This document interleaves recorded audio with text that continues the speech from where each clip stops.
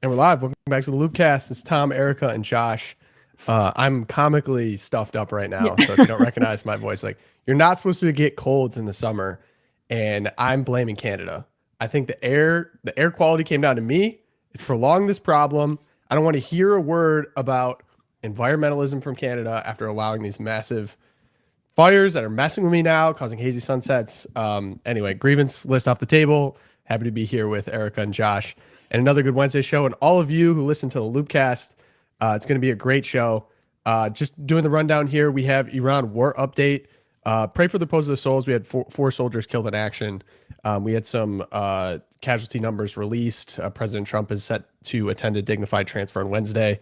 All of that kind of adding to a lot of pressure. The Senate right now is what's the proper term? I was going to say interview, but they have Dan Kane on the Hill. They have Pete Hegseth on the Hill right now, facing a lot of tough questions, and a lot of questions remain as to where we go from here. 11th straight day of bombing, but we'll get into all of that. The next question here being JD Vance. JD Vance on the press tour. Many of you may have. So it was literally right after we finished recording Wednesday. His Rogan episode drops. Now he's on the Bishop Barron show. He's releasing a book. He's on a very interestingly timed press tour. And many are talking about, I think I saw a number, 70% of Trump's time in office is over at this point. 90% if you consider him a lame duck president coming up here pretty soon. A lot of people are seeing maybe the tryout for the future of what the MAGA movement is, who gets to inherit the RNC gears of power. Very interesting question. Curious to get Erica and Josh's perspective on some of the clips and the conversation. Of course, we have good news and Twilight Zone. We are also going to be hitting AI data centers today. There was a lot of movement. There's a Chinese open source AI program, Kimi 3, that has just been a lightning rod in the conversation, just completely caught up. It seems like you get Jensen Huang's perspective on that. And then we were talking about it this morning. I actually yesterday drove by a 1,500 acre data center campus right by me in Indiana. It is in the Leap district. It's going to be a 1 gigawatt campus. It like to say it shocked the eyes was an understatement. I mean, it was like I drove into a new city development and I was looking for signs as to what is this? What is this? And sure enough, it's a data center. Now, obviously, you got a lot of people in the podcast circuit talking about what these data centers are, frustration about the way they're being approved. I actually went and did the research in particular on the Indiana site. It's in Lebanon. And so I can give my 2 cents along with some other AI news. And Josh is only really showing up today. He really heroically decided to show up because he was supposed to not be here, but he heard that there might be time to talk about Richard Nixon, and therefore he's here. Is that an accurate portrayal of your position? Look, yes, that's pretty accurate. I was supposed to go. I mean, what's more important, this conference or talking about Nixon? He was sitting in the airport. He literally saw me drop Nixon into the channel, and he was like, "I'm out of here." He left the airport. He drove home. He's like, "I got to be there for this episode." It's that, or colossal thunderstorms in DC, but it's I like my story better. I think Zeal should get in the documentary game, and I think it's time for a Josh documentary on Nixon, man. I think we could easily get you on a couple hours to talk. Write up a little script. We got some talented people in house, from your lips to Zeal's ears here. But before we get into the show, of course, we got to talk about my favorite sponsor, the OG sponsor, Charity Mobile. Okay, now more than ever, it's important to do business with companies that stand with you and your beliefs. Charity Mobile is a pro-life phone company that serves pro-life customers and supports pro-life, pro-family causes. They send 5% of your monthly plan price to your favorite charity, and they have sent millions of dollars to charities over the past 30 years. Not only that, there are no sacrifices when you switch to Charity Mobile. All of their plans start under $50 before taxes and surcharges, and their nationwide coverage is the same as the major carriers. And their friendly pro-life customer service team is based right here in the United States. Plus, Charity Mobile is running a special promotion for our audience. Use promo code LOOPcast to get their free phone offer with every new line of service, plus free activation and free standard shipping. Switch to Charity Mobile and buy the way you believe. To get started, visit CharityMobile.com and use promo code LOOPcast. That's CharityMobile.com, promo code LOOPcast. Thank you, Charity Mobile, for sponsoring today's episode. Okay. Pause, and I say we get back into it. So, war's back on. We discussed a little bit last show. There's been developments over the weekend. In particular, we're looking at updates as of this morning. It is the 11th night of strikes on Iran. The U.S. military insisted that the Strait of Hormuz remains open, But Iran continues attacking ships in the Strait as well as Gulf states, while the Houthi allies threaten Middle East other shipping gateway, the Bab el-Mandeb Strait, fueling sharp rise in oil prices over the last 2 weeks. As I said, President Trump is set to attend a dignified transfer Wednesday for U.S. service members killed in Iranian strikes in recent days. It is not clear which service members will be a part of the dignified transfer at Delaware's Dover Air Force Base. The Pentagon has now identified 4 U.S. soldiers killed in action between Friday and Sunday, including a third killed in an Iranian attack on an airbase in Jordan and a soldier killed in Iraq during the destruction of a downed drone. In total, we are now at 18 U.S. service members that have been killed since the start of the war. We quickly get, this was earlier on Monday, a Trump truth. Every time Iran kills an American soldier, they will pay for that killing many times over. This directive has been passed on to the Secretary of War, Pete Hegseth, and Chairman of Joint Chiefs of Staff, Daniel Kaine, and every leader in the military, President Donald J. Trump. That's from his truth account. Now, we have the identity, and I'll show them, and just, briefly, if we could just take a moment to pray for the repose of their souls and protection for all of our soldiers right now. It's really scaring me. I definitely know people over there who are about to be deployed. So if we could pray for Private Isabella Gonzalez, she was 19 of Carrollton, Texas, and Lieutenant Tyler James Feehan, 25 of Iwo Beach, Hawaii. Now, this video looks like it's at 2x speed, so it's a little sped up. Very, very frightening. This would be footage of the strike on the barracks in Jordan that probably led to the death of these 2 soldiers.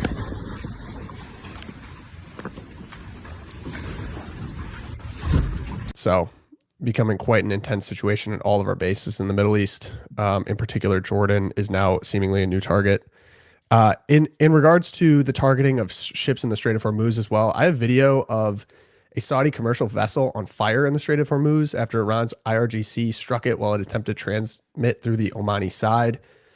This comes about an hour after the Houthis announced a full naval blockade in Saudi Arabia. So it is very, very hot right now. A good way for, I've actually been using this to track, but there's a, I'll send the link to it. UKMTO has a live tracker where you can report incidences of places being hit, and it actually has a filter feature so you can see what's going on.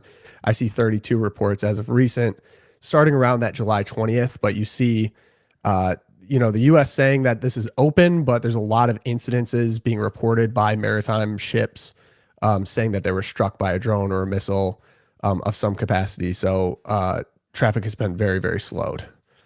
We also get the release. It looks like the White House is somewhat withholding this, but dozens of U.S. military injured. I think we're at over 100. And, before I will go on, Josh, you've made this point a lot, and I feel like brass tacks, it's a good point for perspective, I guess. But Trump just truthed different death toll numbers for wars he seemingly pulled out, and they're not really in order, but Afghanistan war, 20 years, 2,000 dead. Iraq war, 9 years, 4,600 dead. Vietnam war, 19 years and 5 months, 58,220 dead.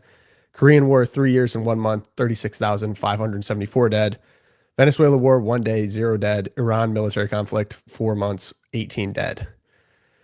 I see that as a part of the argument. I don't love that coming from the president that chose to go in this war, especially after we just find out the identities of people we lost. He is going to receive them in Delaware, but not a very convincing argument for me. The question is, would he do that argument if the mainstream media had a more rational way of looking at it? But like the fact is that because it's because the mainstream media does not like this president, that anyone who dies in this war gets the full carpet treatment, tons of coverage, when they didn't do that for Biden, when they didn't do that for Obama. And so I think that's what Trump is like. I mean, he's going to be there and honor that, the peaceful transfer, but it's like he's trying to, as much as he can, without being a jackwagon, like pushing back at a mainstream media that's like loses, like completely goes into histrionics when a few members die. Yes, but like, where were they when all these guys were dying under Obama and Biden? But you can't say it exactly as like I am. So he's doing it in sort of like actually, for Trump, give him credit, a more dignified, polite way of pushing back at, I think, a media narrative that is disordered. because I think the media is disordered. The mainstream media loved George W. Bush and Biden and Trump going. I mean, not Biden. Biden, Obama, and Bush, they loved him when they went into the war until the war became unpopular for Bush, and they attacked him for it, but they still liked the war. Because mainstream media is usually like war because it gets clicks. But this case, maybe they're mad that he's not doing a full-blown war like the other presidents, and they're attacking him the other way. I can't make any heads or tails of this. But again, do I think the mainstream media has a proper, balanced perspective based on their treatment of previous presidents when it comes to war? Absolutely not. That's a fair point on the treatment. And Erica, before I get your perspective, what's being talked about now is going forward. It just seems like we've had 11 days. It's heated back up. I'll give the two perspectives from Axios. Barack Ravid put something out, but it seems like now the conversation's moved to Israel believes that Iran moved nuclear centrifuges into this place, Pickaxe Mountain. Now, someone that's just kind of been consuming like through clips, I saw that Hugh Hewitt kind of mentioned this almost out of nowhere about a week ago. And he was on with President Trump, and Hugh Hewitt, he's a conservative commentator, very much a hawk. And he works for Salem Network. Salem Network is partially, I believe it's their VP is paid by Israel, like registered under FARA. So take that for what you want. Well, and it's known as being an evangelical Christian media outlet. So right. a lot of the Christian media conservatives tend to be neocon type. Not right. And they also receive, I mean, if your vice president of programming is receiving money from Israel, that somewhat skews your coverage. But the weird thing about this is Pickaxe Mountain was like not talked about at all. And then about a week ago with the call with President Trump, he ended it with go get him at Pickaxe Mountain. So it kind of felt like we were being like presented with the new frontier, the new target. He's been shown the Israeli assessment. President Trump has threatened now to attack the site on Truth Social. Even though, interestingly, at this point, Finance Minister Smotrich, this is of Israel, after the lengthy security discussion last night, the state of Israel has no interest in joining the contained confrontation between Iran and the United States. The current situation is the best one for us. So they are not fighting as of now. My guess, and I'll show the Axios reporting here, it seems like two options are being presented. Option one, pursue a new 10-day ceasefire aimed at reopening the Strait of Hormuz. That's been presented by other Gulf allies. And then option two would be launch a massive joint military campaign with Israel to force Tehran's capitulation. That is being pushed hard by Israel right now. So kind of sitting it out to see, how hard are we going to go? And I guess I'll make the point that you kind of made, Josh. We've only, and pray for the repose of their souls and protection of our soldiers over there now, had 18 soldiers die. Over 100's injured. We've lost a lot of capability of our bases. Obviously not a good thing, but in perspective, not the same as these other wars. We've chosen to prosecute this very much through the air or the sea. Mm-hmm. So we have not put boots on the ground. I'm yet to see a successful air campaign actually change a regime. It usually requires boots on the ground. And so we are at somewhat of a crossroads. That maybe isn't the goal to change the regime, to be frank, though. To defeat Iran, that looks like no. I think the Trump administration thing is to make them have no nuclear capacity. I don't think they're necessarily trying to change. They have not indicated to me that they. Well, that's their main. Officials have said it at different times, for sure. Some of them, yeah, but not directly from Donald Trump. I think he's right. So I think a couple of things here.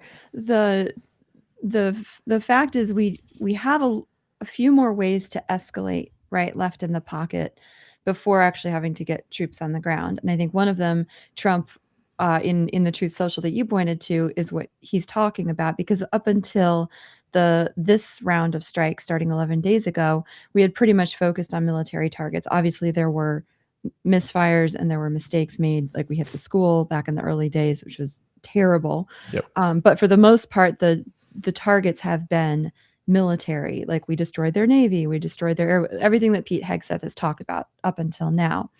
And then in the last 10 days, so in this newest round, when the MOU fell apart, we've upped that to include power plants.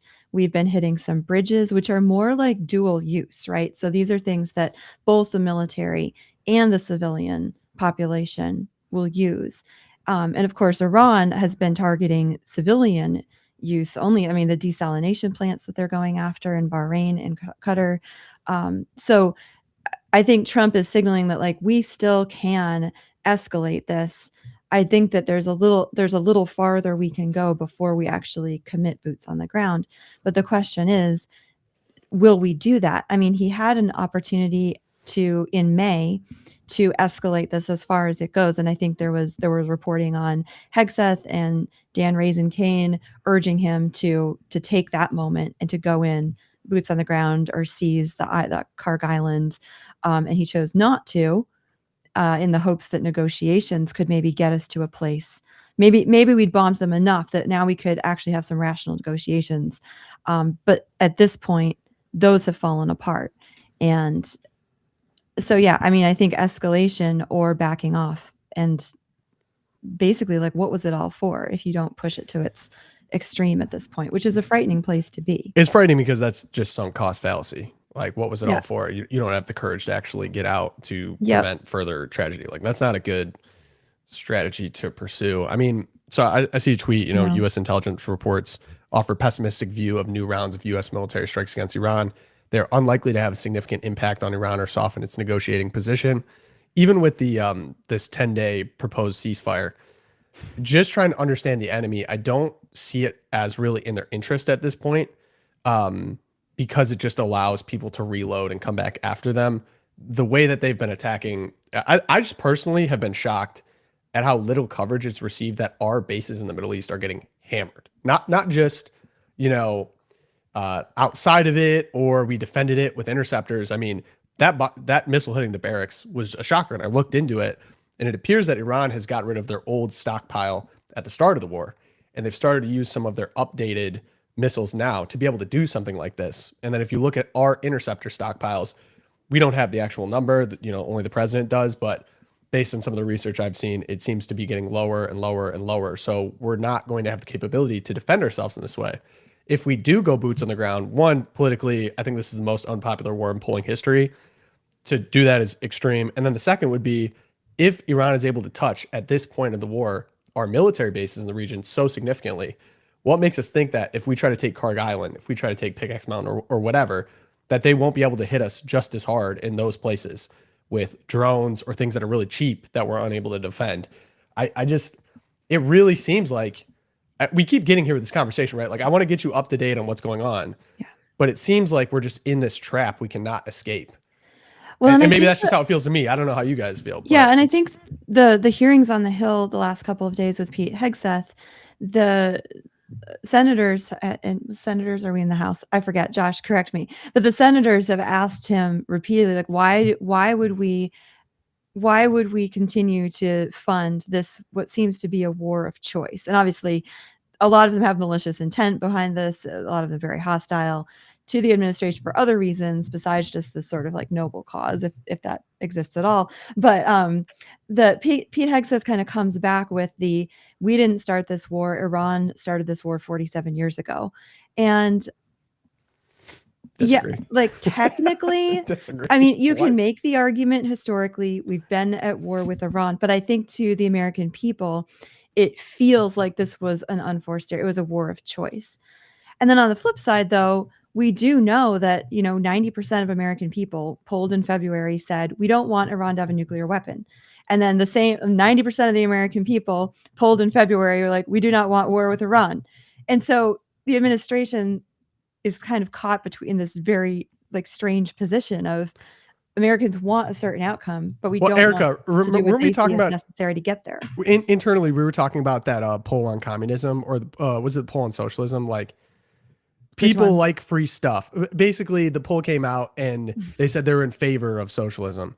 But then the socialism. Same poll said the majority of people were in favor of free markets. Yes. So it's kind of like shocking if you tell people like good outcome could be achieved. Would you like that? Yeah, I'd love for Iran not to have a nuclear bomb. I also don't like socialism. Like, I like free stuff too, but like I also like free markets. It's the polling's funny in that way where you could do a little wish casting. Like, yeah, I like all these things. But of course, it depends on capability. Sorry to interrupt. It was just funny. We were talking about that. No, Pete Hegseth said that. Oh, the other thing he pointed out, though, that I did think was a good point. It's kind of along the lines of Trump putting up all the casualty lists and the duration of war lists to expose something. But he did point out to the senators who were questioning him that, why is it that we were so eager to fund the Ukraine 5 times over, but now you're not willing to give another, $30 billion to American troops who are over there. And of course, it just goes round and round. But I thought it was a good point that maybe there's something going on. It's a debate point. Wait, Josh, did you unplug anyone? your mic? Sorry. Yeah, I just got a bunch of background noise. Sorry. When you got up. Oh, it's all good. Just swap back to the mic.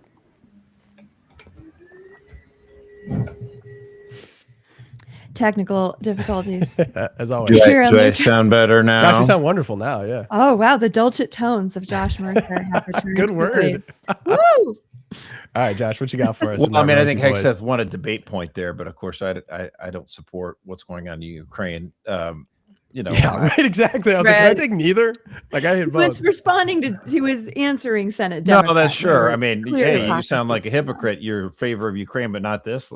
Yeah, that's ultimately a good question. I mean, the concern would be, well, don't want to be involved in Iran because it could escalate into something bigger, as if, a proxy war against Russia couldn't go worse. Right. Hello. I mean, it could. Yeah. No, I'm Hello. actually, I totally agree with that.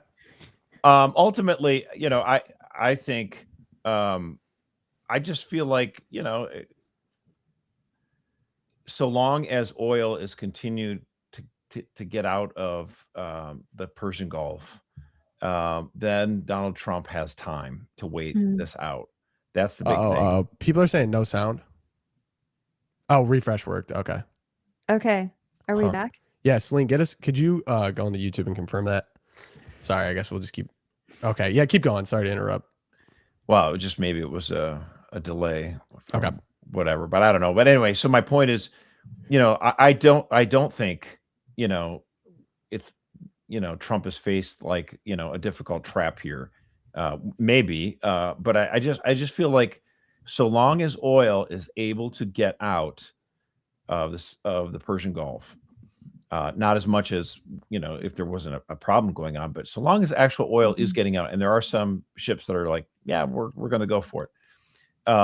Then we're not, in a complete energy pinch, because of course 25% of the world's energy comes out of the Persian Gulf. So it does matter a ton because we all need energy.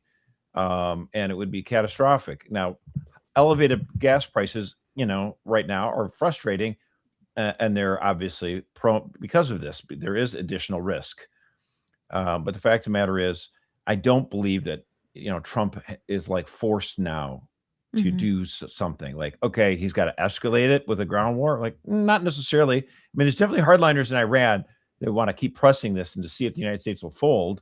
But I think his logic right now, I listened to what the vice president said on, Rogan show. It's like, I'm just going to, we're going to just, deal with this as we can. We're going to try to negotiate them if we, if that makes sense. And there's a lot of people attacking, a lot of neocons and hawks that want to escalate a war who are attacking the vice president. And why are you negotiating with these people? Like, what, as opposed to what? To completely blow an entire country to smithereens? Like, that doesn't seem like to be the answer either. So I much prefer, it feels like a pregnant pause. Like, well, why don't we're just kind of like doing this little dance? Well, that sure as hell beats like, rolling tanks into there. Like, I don't want that. So I would much prefer, this kind of, I don't know, song and dance or whatever. As long as we can get oil out of there, as long as we're not sending ground troops in there. It's. Yeah, I mean, I think there's this thirst for some kind of resolution. And the reality is that when you get into a very messy situation like this, there might just not be like a VE day, right? We all want to relive VE day. We all want to have the photos in Times Square again. And that's just not What's the VE Day?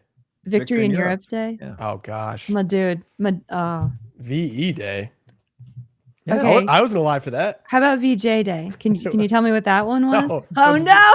What's V? That sounds like a slur. See, Like, this what? is just an ongoing education for all of us, which is why I love doing. By the this way, show. none of us were alive at the end of the Yeah. I still know what this is. What are you talking about? It's like VE Day. Is that like a subject in school? Like that like PE Day? I did PE Day. That was the okay. Oh my God. But briefly on the VE Day moment. Yeah. Now, I think you could also understand that, especially considering what he ran. I was just going to the old Donald Trump Jr. tweet of like, could you imagine? Like, do they think that Trump's going to get it? I'd have to even pull up. It's so outrageous. Like in 2024, Let's see. You mean the one that recirculated the internet yesterday or 2 days Going back ago? around, yeah, of like Donald Trump Jr. basically being like, could you imagine Kamala's going to get us in this war in Iran? It's like, come on. Oh, no. Well, So here's the thing. The reason people feel this way and they want you're like, oh, they thirst for some resolution to something. It's We to all a do. problem that they feel like they were not promised and never needed to happen. And now it's like we're in this situation in which we want it resolved because we never wanted it in the first place. We, I guess, being 70% of the country, the Republican base still feels very strongly that this is like good action, and I'll be the first to say it. But based on what he ran on, this is just a huge departure from all the promises and everything. So it's almost like people are just kind of knock on mad at this point. Like they were mad to start because of all the rumbling. They felt betrayed. And now we're in a quagmire that felt like never needed to happen. So there's almost no answer good enough to give someone that feels that way. And it might be worth just thinking about, like, you're just not going to make people happy that are just, this was a mistake from the beginning. There's no resolution in which you're like, this is going to be good. But like, what you said about polling, I thought was pretty instructive. Okay. Because the idea, I think a lot of times pollsters can do tricky things, with their questions. And so your point about the socialism survey was like, would you be in favor of socialism if it meant free Medicaid for all? Would you be in favor of socialism if it meant free college education for all? And people are like, yeah, that sounds great. And then, like, so like they're not asking, actually informed questions. They're not really giving you the alternatives here. And what's going on right now with socialism is that we don't really have a true free market. We've had so much government intervention and subsidizing of education and healthcare that those markets are totally mucked up. And I completely agree with that. And culturally, we've just, people imprisoned to this idea that you have to go to 4 years. So there's a whole lot of stuff. It's really socialism right now versus what we have right now, which is a lot of bureaucracy in those markets. So it's not really good markets. But to that point, what you're saying about the polling, I would say that's also the case with war. Now, the fact of the matter is, it's actually really easy to get tinkering with the numbers on that too. You might say that, what was it, like, I don't know the exact number, but like 70% of the people before we were, when the rumors were started that we might do this action with Iran, and it was like something like 70% of the American people were like, yeah, dude, no, which actually is, by the way, a very good, normal, and healthy response. Yeah. Inclination for people like should be, let's just not drop bombs. given what we did in Afghanistan and Iraq, no thanks. But even in that, like, when you really want to know, like, the percentages of things, like, how strong is that percentage? How persuadable is that percentage based on facts on the ground and circumstances, right? So if I don't have a poll, handy out my fingertips, but if you polled, if you looked at polling of the Iraq war in 2006 and asked American people what they thought about it, it was probably about 70%, but it was a more passionate, deep 70% against it. And I know, because the Republicans got murdered at the polls, and deservedly so. They totally screwed up. So that 70% opposition to the war in Iraq, after 3 years of absolute blunder, was much more deep-seated, much more entrenched than a hypothetical, should we go to war with Iran, that before we started. Now, as the war continues, some intensity will grow, but it's not a ground war. So the percentage of people are like, okay, well, it seems like there's like this song and dance or high stakes game of bluff or chicken, or whatever you want to call it, between Trump and Iran. But I would say the intensity level of opposition to the war is not like it was with Iraq 20 years ago. I guarantee you. I know that to be true.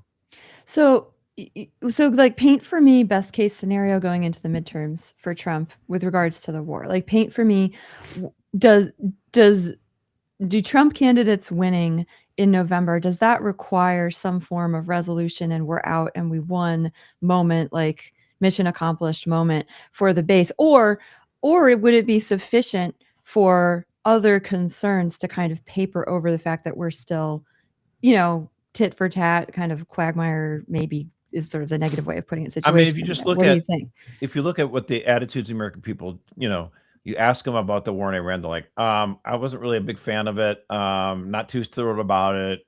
Thankfully, it hasn't gone completely sideways. Mhm. I hope it ends soon.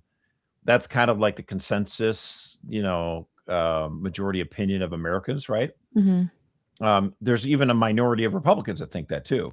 But if you look at the polling and the attention span that's paid to it by the American people, it's an issue, but it's not the dominant issue. Mhm. Fair or not, just from a political analysis standpoint, it's not costing the Republicans at this point in a significant manner. Now, could that change? Could the war get, obviously war is one of those things that there's the greatest chance of making major news one way or another, so I think Yeah, it's I funny. don't want to pronounce 4 months out like, oh, ha, ha. But I mean, like, at this point, if the election were held today, it would not have played really a major significant factor, statistically speaking, based on everything that the polling is saying right now. Yeah, I did think I have insiders in the No Kings protest movement, and it was funny to me. This is obviously not the base, but this is like the opposite of the base. But the fact that the No Kings, they're doing another like nationwide protest this weekend, and the Iran war is not even one of the issues. I think the three issues are Okay. ICE, data centers, and I wrote down the other one. Oh, and voter suppression, because Trump is taking the vote away from married women. So like an anti-SAVE Act. So like So they're getting no Iran, traction on this isn't like Iran. 1969. I have seen some. I drive by the little You've seen some protests every Iran once in a while. protests? I do see some Iran stuff, but Out in Indiana, like again, that's kind like of the used top as topic. used as like it's on the sign or whatever. Yeah, But yeah. Where Or do the you like, okay, so you Josh, see that in Indy? yeah, oh yeah. Okay. They got Yeah. little, not Indianapolis. I guess it's like north side, but so question, I guess then for both of you, because you're like, okay, the left's going to use they're going to use it as ammunition. Do they actually care about it? I don't know. Then just, they were never going to vote for Trump anyway. But I think it's more for the people, like for example, the way that this war's been prosecuted. Just consider my perspective, and maybe it's not the majority one. First off, there's promises that it would not happen, that Kamala would do it. And then they're like, well, we solved the problem. We bombed Fordo. We got rid of the nukes. And then they come back and say, no, actually, we need to go do on this full scale war because another country said we're going to do it without you and they're going to hit your bases. So we need to do it together. And now we're at this point where the war's been prosecuted seemingly through market periods. So like Trump has said we've won this war, in the 20s of times at this point, and ceasefires always seem to come on Mondays and then Fridays happen. Like just someone that's paying attention. On Wednesdays like that, we wear pink, and to the on point Monday where- we have ceasefire. to the point where it's almost hard not to tune out whatever Trump is saying because he's so rambling and nonsensical on it. Like you can't trust what he says because this is how he's chosen to go about presenting this to the American people after not really pitching to the American people why this needs to happen. And then I go check my gas pump and I'm like, oh, gas is over $4 right now. Now we haven't had a true economic crisis at this point. Like it's not at 6 or 7 or 8 or whatever. There's no lines to the gas pump. It could happen, as you said, but I'm there. And like the other thing that I'll say too, and I'm curious your thoughts on this, Trump gave that big primetime address and he said, I'm going to reveal some crazy stuff about the 2020 election. It's going to be awesome. I watched it. My personal perspective, the mic was super hot. The visual was weird. And he didn't deliver on anything that he said he was going to deliver. It felt like he had people read over it before so that he didn't actually go too far. Like, I know he probably wants to go say the 2020 election was stolen. He didn't say that. He was very particular about what he said. All of this also kind of like... And just for the people, summarize what he said. For people who didn't stay up till 9 o'clock last Wednesday. You're kind of proving my cheated. point here. You're kind of proving my point. Like he came out and said there was going to be this, this big intelligence dump of specific instances of voter fraud in 2020. Basically what we got was, some weird stuff in Venezuela with the machines. And he kind of weaved over to like Michigan. China. Yeah, Mesquite. Like it was really bizarre. So first off, the first thing that came out to me. And China took all our files, which we kind of knew already. Actually, the bigger thing on the election stuff wasn't Trump's speech and what he detailed last Thursday. It was New Jersey Governor, Mickey Sherrill was like, oh yeah, 100%. my bad. 6,000 100%. people. Yeah, exactly. But what I'm getting at is like Trump used to hold, and maybe we get into this with JD Vance in the future. Like I went back and watched Trump's nomination speech from 2016 after he won the Republican nomination, and it's like watching a different person. Now, 10 years ago is a long time. Like he's an old man. He's gone through a lot at this point, But the best line in that was like, I am your voice. I am your voice. And what we've heard now from MAGA is, I am MAGA. If you don't support what I'm doing, I don't want you. And I just, it's almost hard for my ears to hear that, because I would have never heard that out of Trump in 2016. And that was not the voice of his first term. So it almost feels like there's this irrelevancy problem now with Trump. And maybe it's not like technical lame duck, but that type of thing as the president, you'd be like, oh, this is going to be big news, and it's going to move markets. Like, people barely blinked at it because it was weird and it didn't really land and whatever. So like, do you feel like there's this kind of like irrelevancy problem that maybe didn't exist with Trump before? I mean, he is still the president, but in terms of attention grabbing and moving the needle. Well, first of all, I mean, like, there's different people in the coalition that come to that supported Trump for different reasons. And I think you represent a lot of voters who were extremely frustrated with foreign war stuff. That's like maybe not your number one issue, but it's up there, top three for sure. And so on precisely that thing that animates a lot you and a lot of other voters, it definitely looks like a betrayal. My only point is, it's so far not too bad, but we'll see. It could get bad. And I'm not supportive of this thing. I'm not trying to sell you on it. But in terms of, he's definitely not irrelevant. I mean, the thing is with the election speech, like, I was like a little nervous. A lot of people were. Yeah, I mean, because it's like, if you just say stolen, it's like, why are you bringing this up? Right now, Republicans in the polling are actually doing a lot better than they should in a midterm election. And so if people think that you're just going to relitigate an election that was 6 years ago, that could be very disastrous. But he just got out there and he said a few things, and it felt like it was done in a day. And thankfully, you didn't add a fuel to a lot of your opponents. In terms of, does that mean he's irrelevant? No, definitely not. This is technically, it's the 6th year of the 8 years he's president, but it's different because he had that 4 years in between where it was Biden. So it's almost like it's a second first term.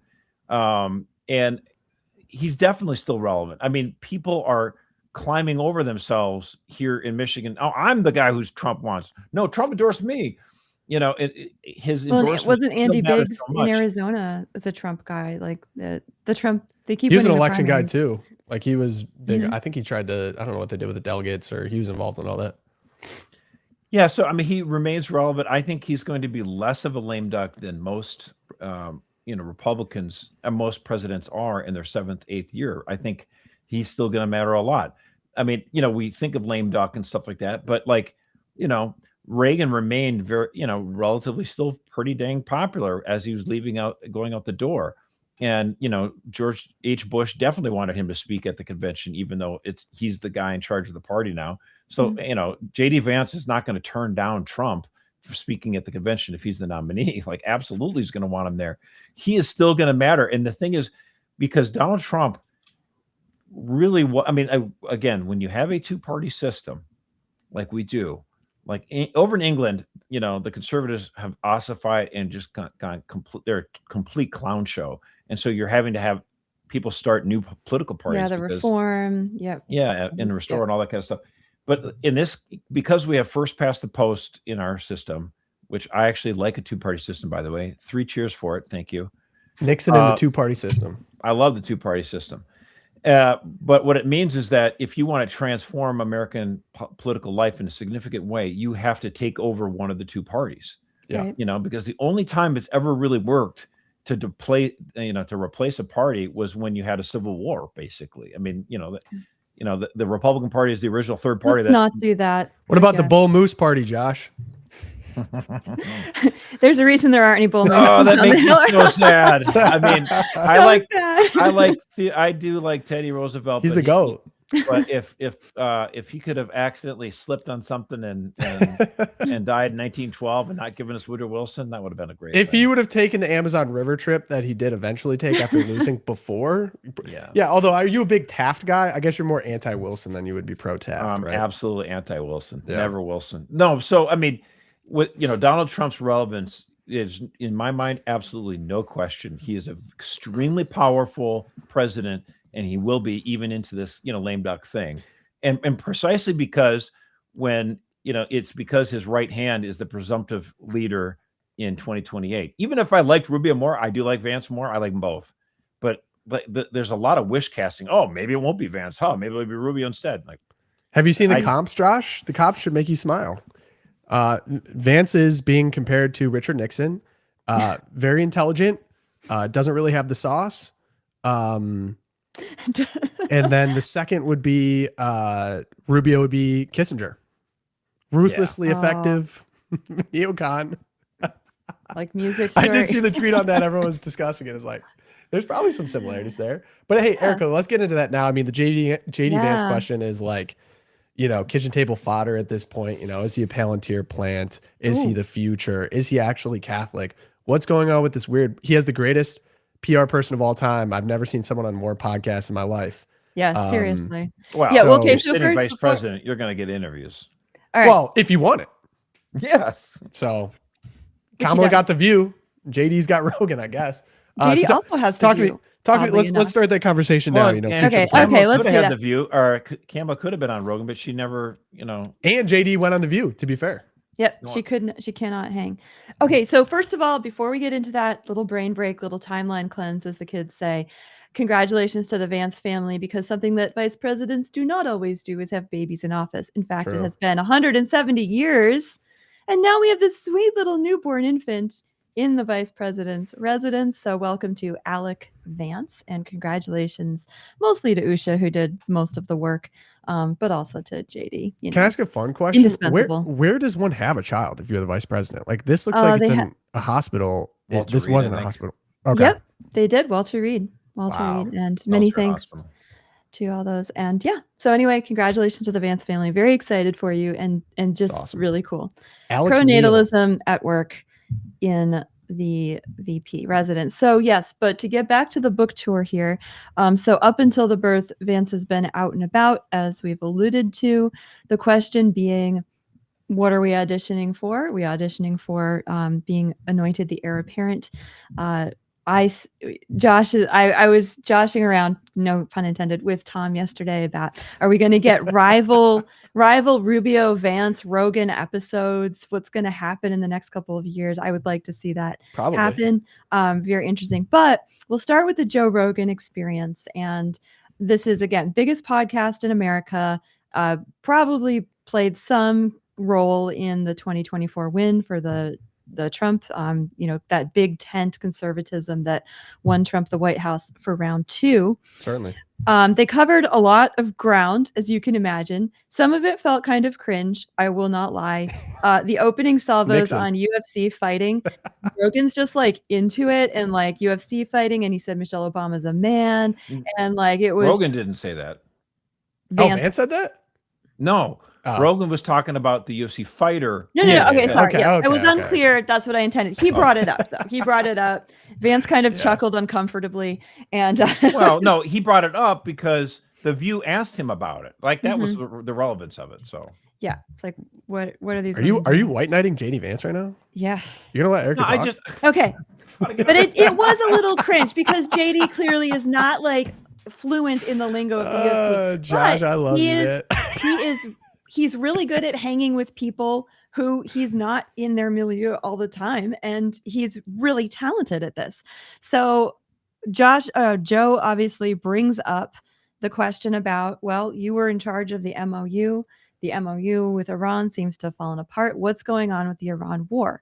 And this is the response that everyone is talking about. And did JD Vance just throw Israel under the bus? Oh, here we go. Paid. And there was a Time story that came out yesterday that basically there are certain influencers in America who are being paid in order to attack the deal. I think some of it's just pure political ideology, right? It's foreign policy perspectives that are much different from mine. They think that America should that we can basically, you can wave a magic wand with the military and accomplish whatever you want. And, it's not that simple. You actually have to have a very clear objective. Military power can accomplish a clear objective, but you've got to have that clear objective. You can't just say, we're going to bomb until something good happens. That never works. The United States has tried that before. So I think it's a combination of things. But I definitely think you have seen this very discreet, extremely well-funded campaign to try to derail the negotiation and try to derail the deal. And, there's this Time article that came out yesterday. A friend sent it to me. It's like worth reading because it lists a bunch of people who have quite literally been paid by a former Trump campaign person who was himself paid by certain elements within the Israeli government. And those people are attacking me viciously for quite literally trying to accomplish the negotiation objective that the president set for the country.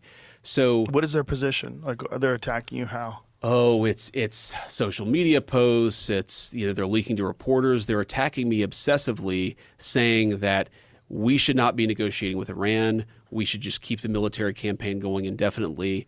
And that is their explicit position. And coming after me saying that, people have come after me and say that I'm influenced by Qatar, that I'm influenced by foreign governments, that, I take my marching orders from Tucker Carlson. And there's just so much bullshit out there when what I'm actually trying to do is accomplish what the President of the United States told me to accomplish, which is a settlement of this that accomplishes our objectives. Okay, there's a lot Here's going the end on. quote. I represent Americans first. That's it. Hell yeah. All right, so there's a lot going on here, and I really would love to get Josh's take on this because I've now watched this clip like 4 times, and I find it hard to. It seems like what it's from my perspective, but it seems like what he is in a very difficult position because on the one hand, there's this sort of impression that has been put out that he was the dove in the war room when Trump was making the decision to go to war. And I don't see any reason to disbelieve that. But as Vice President of the United States, as he says in that clip we just watched, it is his job to prosecute the will of the president.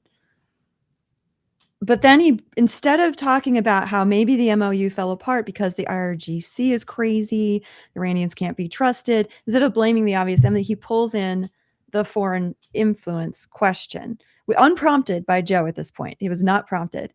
So, of course, what is going on here? Like, is he just trying to win Tom Pegasic back? Is that what this was? Sort of. What's the political game, Mercer? Yeah, I think it's Please translate. Both things are an op. I mean, the thing is, just because something is an op doesn't mean that there isn't some truth behind it or whatever. So is he trying to go to a friendly audience and try to paint the current situation in a narrative that's extremely, positive towards his view? Yeah, good. We need that. You should be an effective salesman because if you're not, get the hell out. But no, I do think we've all witnessed this over the last couple of weeks where all the neocons like the Mark Levins and Fox News have been going, this deal's terrible. We need a bomb. And it's I don't know. I mean, I would hope a negotiated settlement that would be preferable than, escalation of war, wouldn't it? But you get the feeling that there's some people that are, big neocons that actually, no, they'd rather actually have full-throated war, ground troops against Iran. And, that does apparently is not on the table, thankfully. So there's been every time, the last 2-3 weeks, attack on JD Vance. Mm-hmm. And then Rubio, who's not necessarily showing, a different view than Trump. Anytime he says something, it's he's like the white knight, and they elevate his voice all the time. And it's it's very clear that there's an operation going on here, an op going on amongst the hawks in the Republican Party to elevate Rubio and to attack Vance. And they're doing it because they know attacking Trump straight up would be disastrous. And that actually, again, points to my point that the president of the United States is not waning in power. He is still very much very powerful. And to the extent that, if you're attacking the administration for not being hawkish enough, you're not going to attack Trump. You're going to attack, Vance for saying, being the dove. So there's 2 possibilities here because we didn't even talk about this, but bizarre Epstein segue in which he was I'm kind of a conspiracy. Okay, Yeah. Here we'll play that and then and then we'll get into my points. I hope it's the one you're thinking of. Well, most people think he was Mossad. Yeah, Mossad or CIA or some other deep state, whether in America or Israel or another Or country, or both. Look, he clearly had connections to the highest levels of American intelligence. He clearly had connections to the highest levels of Israeli intelligence. This was not the one, although he is the highest All right. ranking person. And then he in like goes government on to this. say that the Trump administration like completely screwed up, I believe was the direct quote. Yeah, the he's like, rollout of the Epstein files. We He bungled it. If you got to say we bungled- bungled it, guilty. And then Yeah. he's like, I'm kind of a conspiracy theorist. I've gone down it myself. Yeah. But Trump was completely innocent. But like I've gone into all this and I'm like, all right, here's the two possibilities here. I think, One, okay, go ahead. Sorry. Vance himself is an op in bed with all the same people to try to reel back the Tom Pogasics out there that are like, that you are a part of, like, you're not some random commentator. You're the vice president of the United States. You have access to all of this stuff. You can't come on and be kind of like, this is going on. And then also by unprompted throwing a bone to the people that just witnessing the obvious, that there's an obvious paid campaign going on to discredit JD Vance or people that consider themselves America first. Volunteering that out of nowhere, either he genuinely believes that and is trying to position himself to be the heir apparent that's more America first, or he's on the team with all the other people and he's like, hey, guess what? I'm going to go out and be the guy that kind of throws the bone to the people that are witnessing these obvious things.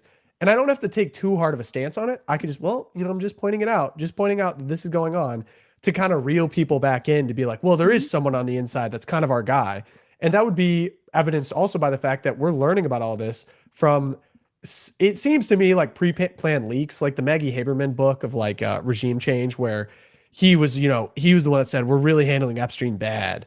And that it was Susie Wiles or all these other people. And like, could be true, but also could be a plant. And then the second would be that he was kind of the dove on Iran saying, this isn't going to go well, So it's like, there's two possibilities. One, he actually does believe this, and he's trying everything possible to also be in the position of vice president and try to get out the fact that he believes it to be ahead of the curve, or he's on the same team with all these people and trying to reel back in the people that are frustrated with obvious betrayals. Mm-hmm. I don't know which of the two it is. JD Vance he's the closest to articulating my position on politics and thoughtful Catholicism in politics right now. He's clearly very talented. He's clearly very intelligent. The question is, how genuine it is. It's hard to say at this point. I'm happy that someone's articulating it, but I need to see action. It's like the whole problem with this administration is we're going to put out a base tweet on Twitter of like, we're native, like deport everyone. And then, not actually deport people, not actually finish the wall. I'm the candidate of peace. Kama's so bad. You go to war. It's like, I care more about what actually is done. I'm just burned out on all the kind of social media gaming and the PR freshness of the Trump administration at this point. So him going on Rogan, him going on Barron, it's almost hard for me to take it seriously because you're putting yourself in the worst possible position. I would almost rather you not go on Rogan and work your butt off behind the scenes. Or if you do go on Rogan, you're not free, actually say something interesting to me because you're not free to give your actual opinion as the vice president, clearly the way he's handling it. He can't actually say, yeah, Trump's wrong here because his job, he said it out loud, is to support the president. So what are you telling me that's new? I don't on that interview new. Though, he has said, I'm not attacking Pam Bondi per se, but I think she bungled it. She completely bungled it. And it was good intentions gone bad. He said, ultimately, I think if there had been a lot of this evidence, it was probably all destroyed after the deal with Acosta in Miami in 07 or 08 or whatever. So that is actually something that I've said on this program too. Like, I feel like, it's not like these files were sitting around for 20 years. Here's the thing, like conspiracy theories on this haven't really answered, I think, to my satisfaction. If we believe that powerful people are willing to get in there and kill the guy, then you're telling me they don't have enough people in these agencies where they can't destroy files that would, incriminate them. So I think any files that incriminated them have been long gone. Then why not release what they had? Why did you have to go through Congress? The point that it's not there. It hasn't. Josh, been there what was released during the Epstein Files Transparency Act? Fun facts. Those are files. That's what we wanted. I'm saying like but when those files released, there are people saying, where's the smoking gun? Where's the real bad stuff that there's a belief that there's more stuff there that's being that's hidden. And my point is, it's not hidden. If it had existed, it was destroyed long ago. Great. That's all Then why not be transparent? And then with regards to like the Iraq war, Iran war. I hate that the country's names are so similar. I know. Vance said, everyone knows I was, kind of skeptical on this, and he even quoted what the president said publicly about how Vance was maybe, would have seen it differently or whatever the exact word for it. And so he's being upfront and honest about and transparent about both of these matters. Maybe not necessarily to your satisfaction or whatever. Mm-hmm. Yes, I actually appreciate the fact that behind the scenes he was trying to, put the ice on action against Iran. Mhm. But now he's trying to make the best possible outcome. So I listened to his interview with Rogan, and I was very satisfied. Okay. Mhm. That's totally fair. I think the big question is, yet he criticizes all the same people with his stated policy on economics and over financialization and the overburden on labor, whatever, that fueled his political rise. Like Peter Thiel fueled his political rise. He picked him out of a lineup. He put him at the venture capital firm. He didn't do any venture capital work. He wrote a book. That book is what eventually set his politics in motion and then funded his campaign in Ohio. Well, So I don't know if he's done no venture capital work, but okay. he probably got outsized. Non-traditional. Yes, he was funded by He's Peter probably Thiel to write this outsized. book. I'll give you that. Okay. I mean, I've read up on, I've actually read up I on know. this because I'm I'm trying to interested. keep you from going too exaggerated. No, that's not an exaggeration. People can look it up. He has your own best interest now- in heart time. Now, there are the people, like the Orban experiment in Hungary, who I believe he was a Soros fellow before kicking George Soros out of the country. And, you saw how the Soros thing went. I would say largely the experiment was kind of a failure. But there is examples of people using, the current levels of power to get to that level of power and then actually serving based on the interests of their people. It's rare. I hate to say, I'm pretty cynical on, you're giving people kickbacks. The reason we're in war with Iran right now, largely, I hate to make it too simple, Miriam Adelson he was his largest donor to his campaign. Like, it's no secret he's friends with a lot of Israeli billionaires that gave him a lot of money. That could be the simplest and easiest explanation for why we're at war right now. That's just how politics works. Honestly, that's not a bad. I mean, Mhm. I think that is, of all the things that the critiques you have, I think that one is actually largely possible. That Miriam, she gave like 100 million, and she gave a ton Shocking of money, amount. a billion, just a ton of money. And she's, it's not like she gets to order, I want a ground war with Iran and regime change, but she's like, I don't want them to have nukes. And Trump's like, yeah, you know what? I don't either. And sounds good to me. I just don't, again, the muscle memory here from what happened with the war in Iraq and then what happened with our 20 years in Afghanistan is there's a lot of people who are like, oh my gosh, why on earth would you ever be involved in another war in this region of the world? My goodness. And so that inclination is actually, I would say, very healthy. Yeah. It is good and healthy, but it ultimately, I've said this from the beginning, I didn't like it, but it could end up being, oh, okay, that was not the worst scenario. And a lot, okay. Not the worst, is it? Nick I'll from go just with typed that. in the Like, chat, can I we- don't can we trust trans- Thiel. He's can a we- libertine homosexual. That is the most accurate way to describe. I read a bio on Peter Thiel. Oh my Strange cat. Yeah, Strange Peter cat. Thiel's had like 2 long articles in First Things magazine in the last year all about the Antichrist and the Pope, and very, very interesting editorial choices there. Rusty Reno, I'm here to sit down with you to talk about that anytime. But I did want to touch on his other big interview because I Yes. think it's very close to the hearts of all of us here at LOOPcast and the LOOPcast family. We went from aliens, UFOs, and Epstein to St. Augustine, St. Thomas Aquinas, and Rerum Novarum when Vance appeared on Bishop Barron Presents. And we got some really neat clips out of this interview. Of course, Vance being a convert to Catholicism, his new book, Communion, available in stores everywhere. No, I'm not paid to say that. I'm halfway through reading it myself.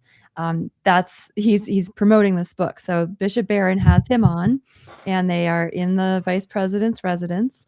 the Naval Observatory, I think it's called. Josh can correct me. That's correct. We get some good clips, so let's just throw one out there. Go for it. This is on worship Sometimes, and abortion. you will hear politicians on the other side say things like, well, abortion is really good because if you didn't have abortion, then you'd have way too many women who weren't able to join the workforce. Like, wait a second. If that's our argument here, our argument is that it's good because it allows people to join the workforce, then we have made an idol out of the American corporation. We've made an idol out of economic growth. And again, that is what I think is a deeply anti-Christian idea, because the economy exists to serve the human person. We don't order our society so that we have a line on a chart go up. And if you do, then it leads to a lot of absurd outcomes.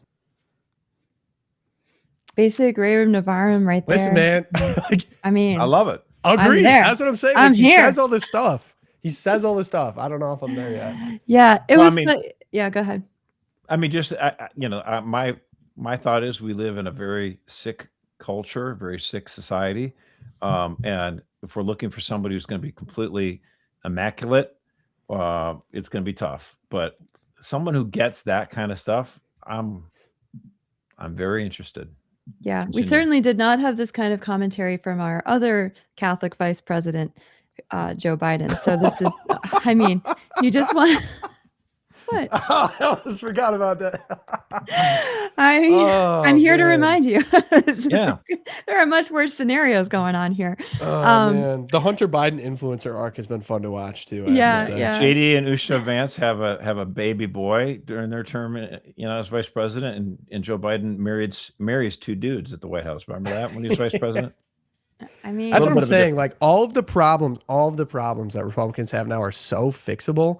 And maybe the fundamental point is there's no, like the Democrat Party, Josh, you'll love this. Even if I agree with them on certain policy positions, they cannot help themselves when it comes to, the Marxist oppressor versus oppressed applying to every single aspect of society. That's why you get the trans stuff. That's why you get the men versus women stuff. That's why you get the anti-white stuff. And they're just never going to welcome someone like me into that party. They can't help it. They literally cannot help it. Right. Even if they are good on the social economic stuff, even if they have more populist economic ideas, they're never going to welcome me. So that, Yes. but that being Yes. said, that is not Yes. a dumb excuse for Republicans to rest on their laurels and stay addicted to foreign wars Okay. and selling out the American people in terms of dumb international trade stuff and data centers and all the things that people actually care about. So throw me a bone, Republicans. It's not hard. We did. We No. did. I No, think no, Look, they're not doing it the now. fight. The fight should be in the primary. Mhm. In the House and then once the primary's over, you go to the general, united, and win the election, because you can't let the savages at the door come in the gate. Great. Show Okay. me deportation numbers. Oh, Come hold on a home. second, hold Stop on a trying second, to hold on. give $1 trillion to the military. What do we Like, do? it's so simple. We got rid of John Cornyn, Mr. Amnesty, out of Texas. Like, we're making progress here. He's a pro Stop it on amnesty positive, Josh. neocon. What they did to Massey was ridiculous. It really was ridiculous, and I think you know it. Okay, here's the question for you then. Sure. If you had a choice, door number one, Massey gets reelected and John Cornyn gets reelected as a twofer, or door number two, Cornyn is defeated and Massey's defeated. Which do you take? I would take both. Get elected. That's the status quo. Massey's the only. There's a million you John. want the status There's quo a now? million John Cornyns in Congress right now. There was one Tom Massey. He was actually principled. He actually lived a healthy personal life. He voted against these dumb omnibus bills, which you say you don't like, Josh. You say you don't I'm like not a that we fan of ramrod omnibus all of bills, it. of course, So yeah. he actually is a good counterweight force that we don't have now. And so now who's the next Tom Massey that's actually going to keep principled on war, on spending, on the farm bill stuff? It doesn't exist. So that's why I would take both, because there's a lot of John Cornyns. There's not a lot of Tom Masseys. I That don't would be think my Tom perspective. Massey is even 1% as effective as you think. Right, but at Getting least rid of an amnesty vote in the Senate, beautiful. Josh, Republicans are proposing amnesty right now in the farm bill. Do you know that? I know. They're all John Cornyn. That's what I'm saying. They're all John Cornyns. Why would you? Massey never voted for amnesty. Okay, so if you'll remember, it was like, I think 2014. Well, remember that there's that picture of the young guns, right? Oh yeah, It's- Paul it's- Ryan yep. and Paul Ryan, McCarthy. Kevin McCarthy, and Eric Cantor. These are the young guns who are going to be the new leaders of the Republican Party moving forward. Now, what's ironic about it is what? Paul Ryan's out of power. Kevin McCarthy got, he quit. But Eric Cantor, what happened to him? You remember? He got No. defeated in a primary by a college professor who's like, you suck on immigration. I hate your amnesty stuff. It was the shock of the world. It was like, wait, whoa, what? And that was enough to convince enough Republicans, like, yikes, we're going to pull back away from the ledge. That was massive. This is like the thing that tells people, like, conservative voters are really upset about amnesty. So, yes, there's a push right now on this ag bill, and we'll see how it goes. But the fact of the matter is the Republican base is super against it, and we've been betrayed by too many people like John Cornyn. And Sure. he just got booted out of his primary. So on the margins, as this bill progresses, there's gonna be a lot of Republicans go, wait a minute now, Eric Cantor, John Cornyn, there's a list of skulls, political skulls, graveyard here of Republicans who lost their elections because they did something stupid on this. Now, Maria Salazar out of Southern Florida, that she's for it. Yeah, of course. She's for every amnesty thing. But we'll see if this thing gets traction. We got to fight it. But yeah, no, the defeat of John Cornyn was huge. I think you were mentioning like order of importance of issues to voters right now. Like immigration is number one.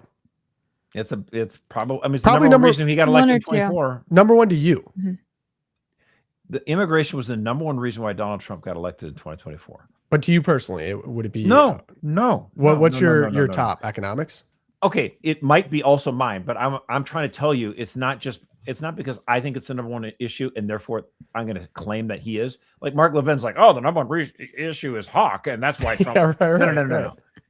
Indisputably, you can ask political analysis, what is the issue that Donald Trump rode to power in 2024? It's really not in dispute. It was immigration that got him elected in 2024.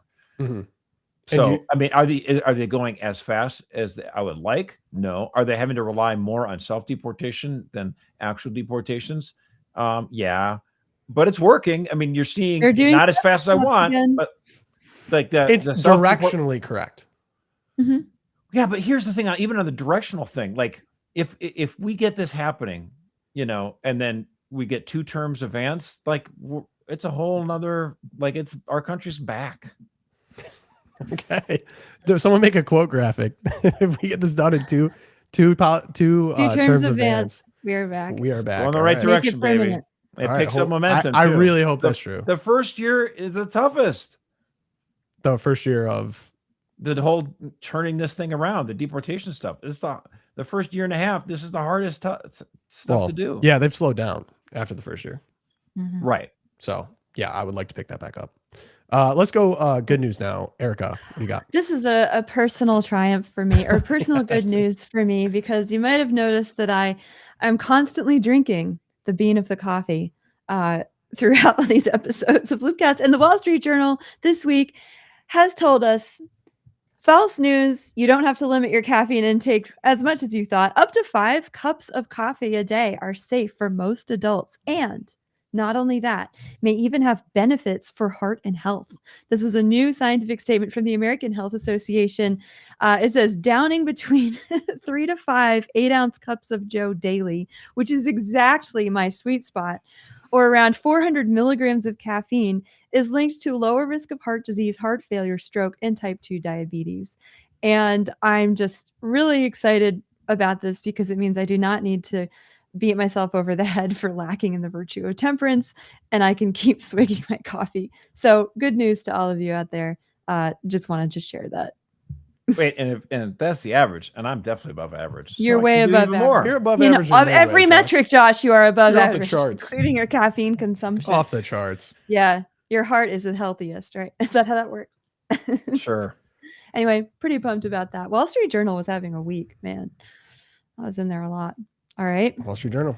Well, okay. and my good news is just that an amendment by Nancy Mace, who's not 100% horrible, thankfully, that to the NDAA would prohibit male. That's a great way of putting it. Yeah, that's I understand. It would prohibit male participation in female sports at Yes. K-12 schools for children of military families and Defense Department personnel. Did, Actually got 5 Democrats to vote our way on this one. That was good. And I matched that with my favorite WNBA player. How many games have I watched? 0. Yeah. She's still my favorite, though. Yeah, a Sophie lot Cunningham. of fandom, a lot of care for Sophie Cunningham. Yeah, she Indiana she Fever defends, zone. I mean, Kelsey knows her basketball because she played for Notre Dame. She knows her stuff, and she really? said, That's cool. said Caitlin Clark. Kelsey said Caitlin Clark is the greatest female basketball player of all time. Like she's like Michael Jordan transcending of the sport good. And I think, the way, men and women react differently to competition, and women get catty. And I can't believe the refs in the WNBA just allow basically everyone to assault her and like throw elbows at her. But Sophie Cunningham is brought onto the team to be like the defender and to protect Caitlin Clark. And she's done awesome. And she just came out yesterday and say in favor of, she said, girls sports should be for girls and boys should not be girls sports. So gosh, that's awesome. And she's a Christian too. And, so do you know how I know that the WNBA is never going to take off? So there was a moment, I believe, after she started a fight after Caitlin Clark got hit, and she pointed her finger. She pointed her finger like the meme that goes around the world. Now. It's the meme that goes around. And so like, isn't that the dream if you're an upstart sports league to have ride that wave? What you're doing? Ride that wave. They're not allowing her to monetize because people made it into a silhouette, and people are, just like people get fired up about sports. They get those, like, I remember like Amon-Ra St. Brown had a touchdown and like flipped on his head. And so you see that everywhere. Like, it's good for the league, right? Like you see, so they said she couldn't monetize it because it doesn't, the league doesn't allow you to monetize action. So like inter-sport beefs, basically, like because she did that against another player as they were fighting. Gosh. Right. You can't do that. And I'm like, this sport is just doomed to fail. Like, there's no way. Who is responsible for the marketing of the WNBA? Because that's what everyone's my demographic. I think back to like Josh. I don't know if you were a big hockey guy, but like some of the Red Wings teams back in the day, like the 90s, there's just this monster. Was it Prost? Robert Prost. Only purpose on the team was to just beat the crap out of someone that came near he's a our goon. best player. It was awesome. Like, and just you would start fights with Ty They Domi. show these guys with missing teeth, like the whole, best. Like, why do you wait? What does not having teeth mean? Are you better at this game? No, it means you're beating the crap out of the other guy. So they're Objectively awesome. Yeah. And like anyone who's ever played basketball or any sport knows, there's unwritten rules, especially if the referees are not properly litigating the game, to be like, to protect your players. If you know that they're going to get hammered and nothing's going to be done about it, you need to send a message back to let them know, hey, yeah, it's not going to be tolerated. I've had many personal experiences with this, like in basketball, which is a good reason why the state should always be just and properly, because vigilante justice is sometimes dangerous. Sometimes you got to pull out in sports. I don't lash out at vigilante justice. I consider that to be that the state has failed in its duty. And so when you have vigilante justice on, the basketball court, or it's because the state, in this case, the refs, have not intervened to create a just order. And so when people, it's such easy, vigilante can't, it's bad. Why? It's a normal response to unhealthy situations. They should read the Virginian. Well, okay, interesting. Now, to get back to what you said though about wait. WNBA, I want to get your perspective on something that's hot in the streets, especially because you're talking about vigilante justice. Are you familiar with flock cameras? Oh, I've heard of them. Yeah, they're like everywhere now. They are everywhere. And if you go on a website called DFlock, you can see exactly where they are. And I did in my area, and they're literally everywhere. So Flock owns these cameras, and they essentially rent a subscription service to the police departments of wherever, and it's all under the guise of public safety. But they have all the feeds. And I just saw an example recently of someone, like a high up person in Flock, logged in, and they looked at one camera and then logged out. And that one camera was pointed at a children's gymnastics center and then got out. And because Flock has access to all of these, it's not like the individual police departments put them up.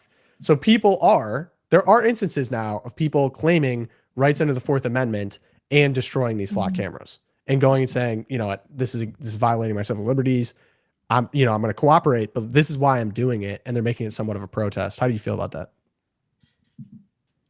Love it.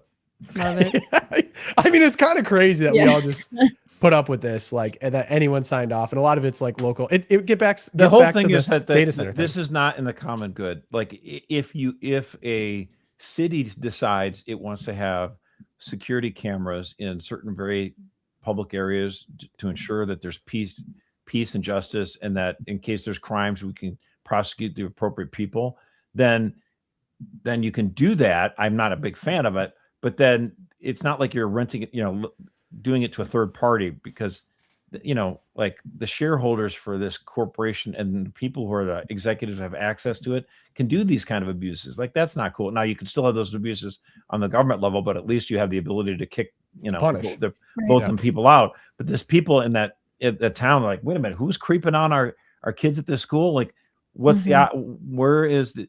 So I think it's a gross violation of the common good. I'm not a big fan, and I should tell people.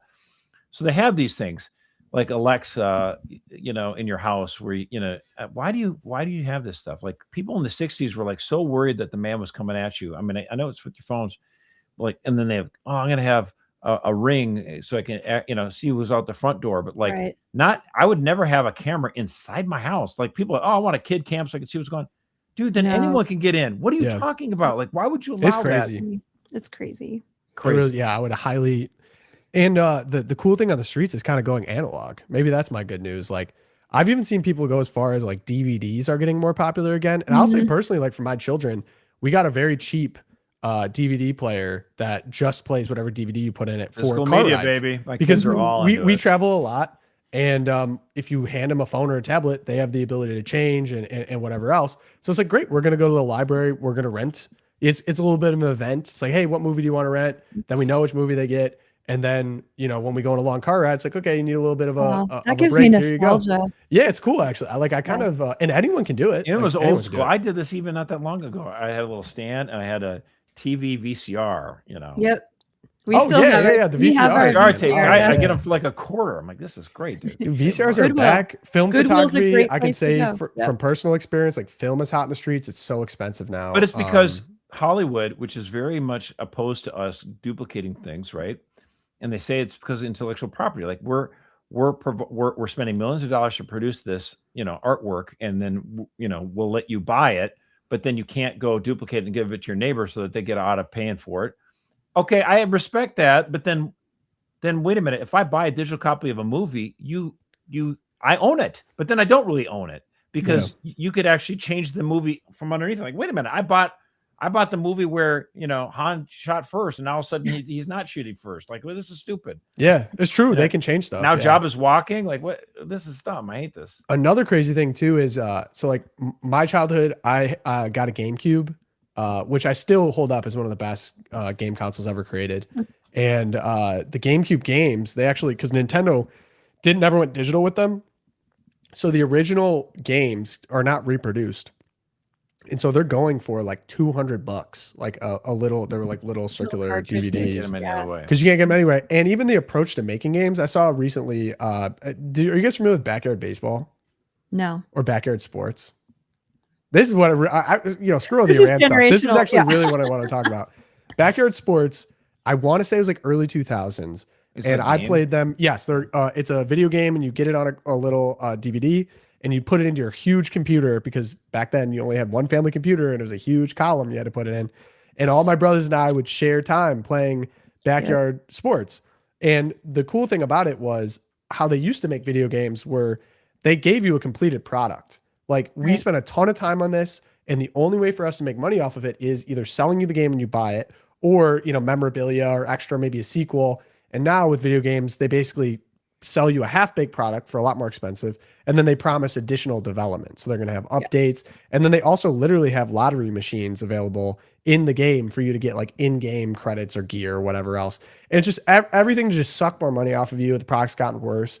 And when I go back to those old games, for addiction rather than actual 100% game fulfillment. And so Backyard Sports made one of the most interesting like comebacks I've seen, where basically the rights to Backyard Sports were just kind of out there, and she used to be a teacher, and she bought the rights to Backyard Sports, and so she actually brought back Backyard Baseball, which is like super nostalgic to me. Awesome game, loved it. Pablo Sanchez, if anyone's played, and she's basically reverting the model of like, we're going back to making a completed game.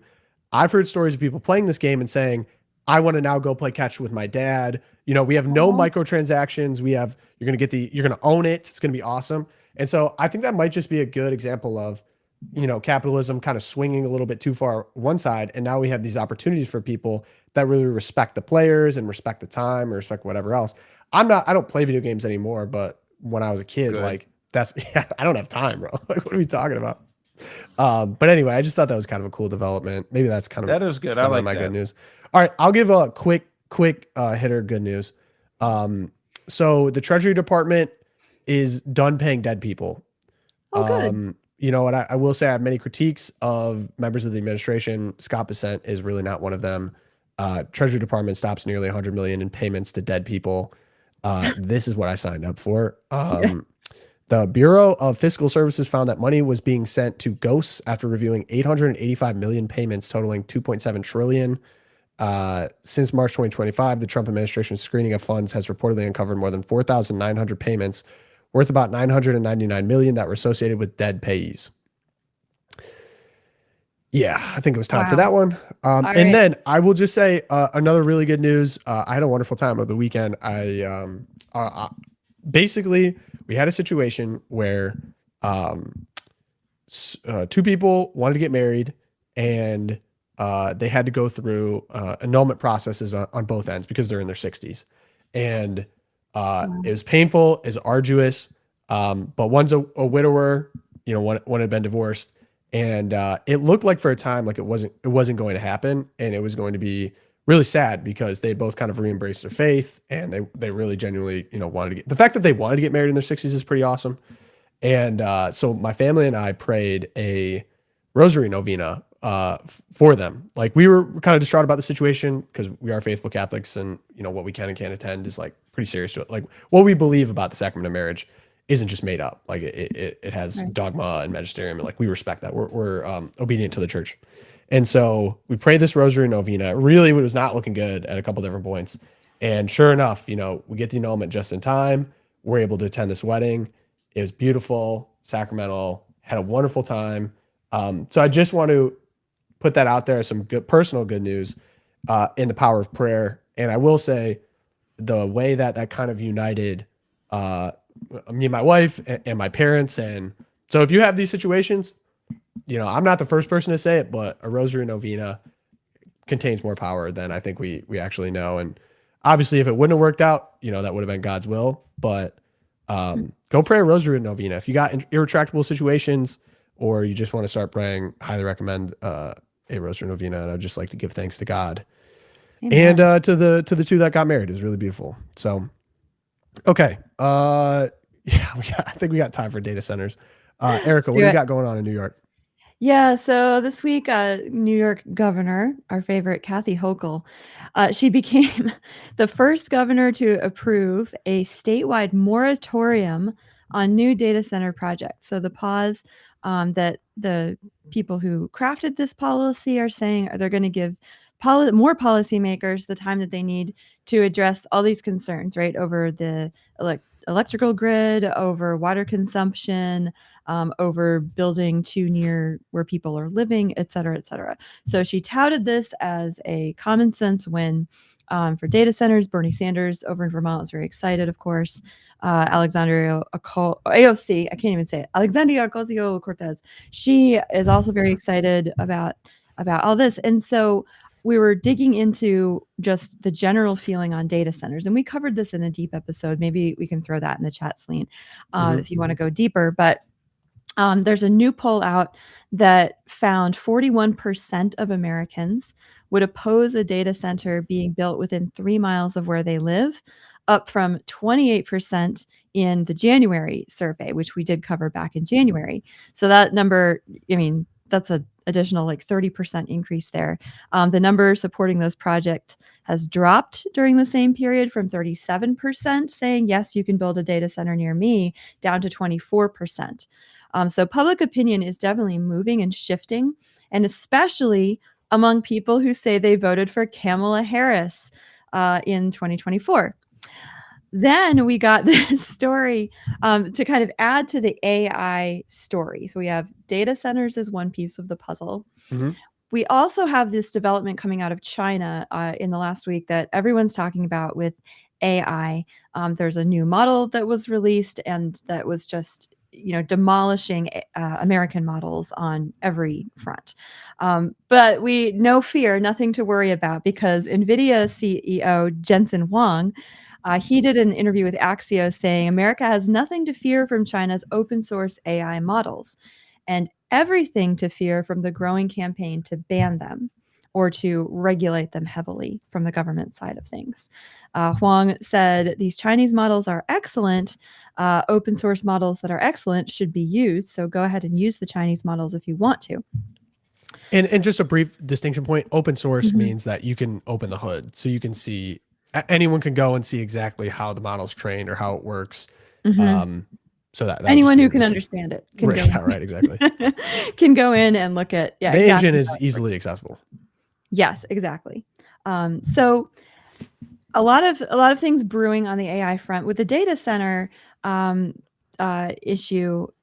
The public support to build these massive centers, which are necessary for the AI super wave that we're all told to expect right now, are that infrastructure is definitely becoming like the big bad swamp monster in the American public's mind. It seems that that's the direction that the winds are blowing, is against them. Of course, people who are pro AI development, and they're like, we cannot slow down on these data centers because the fear is that China, which has no qualms about building data centers as big and as bad as they want anywhere, will then overtake us in the AI race.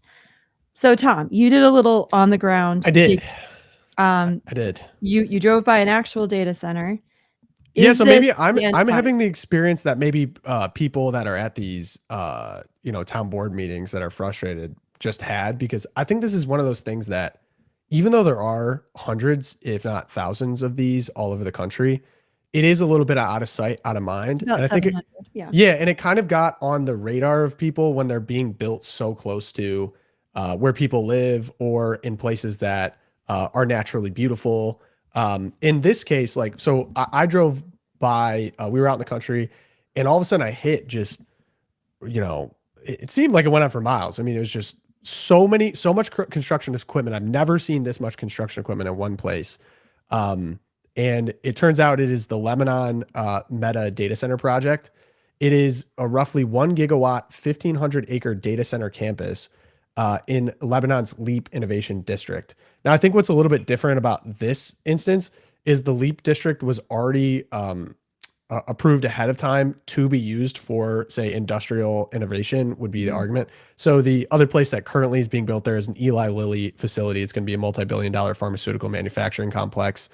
And then now we are seeing, Meta's building their hyperscale AI center there as well. So it was already set. So it's in Boone County. LEAP stands for Limitless Exploration Advanced Pace, developed by the Indiana Economic Development Corporation as a master planned hub. So it's already kind of set.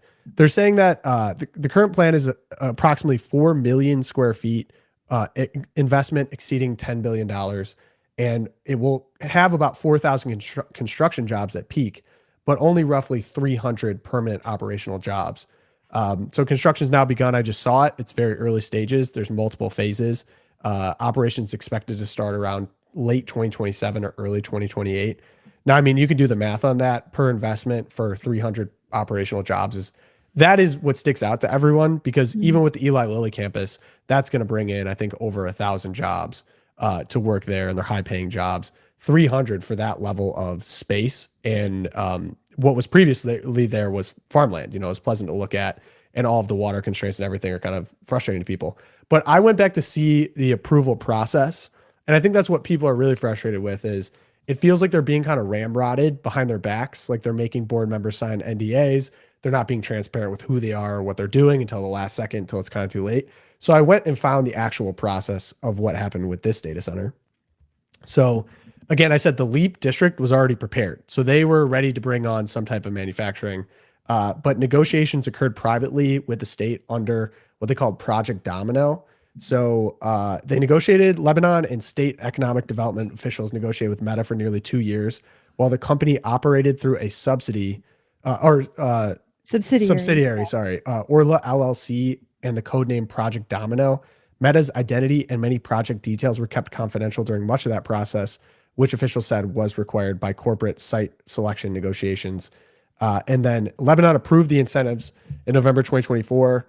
The Lebanon City Council unanimously approved the project's local incentive package, including approximately $800 million at the first phase, with as many as 6 phases possible. This was arguably the most consequential local financial vote because it established the favorable tax treatment before the full campus development plan was publicly reviewed.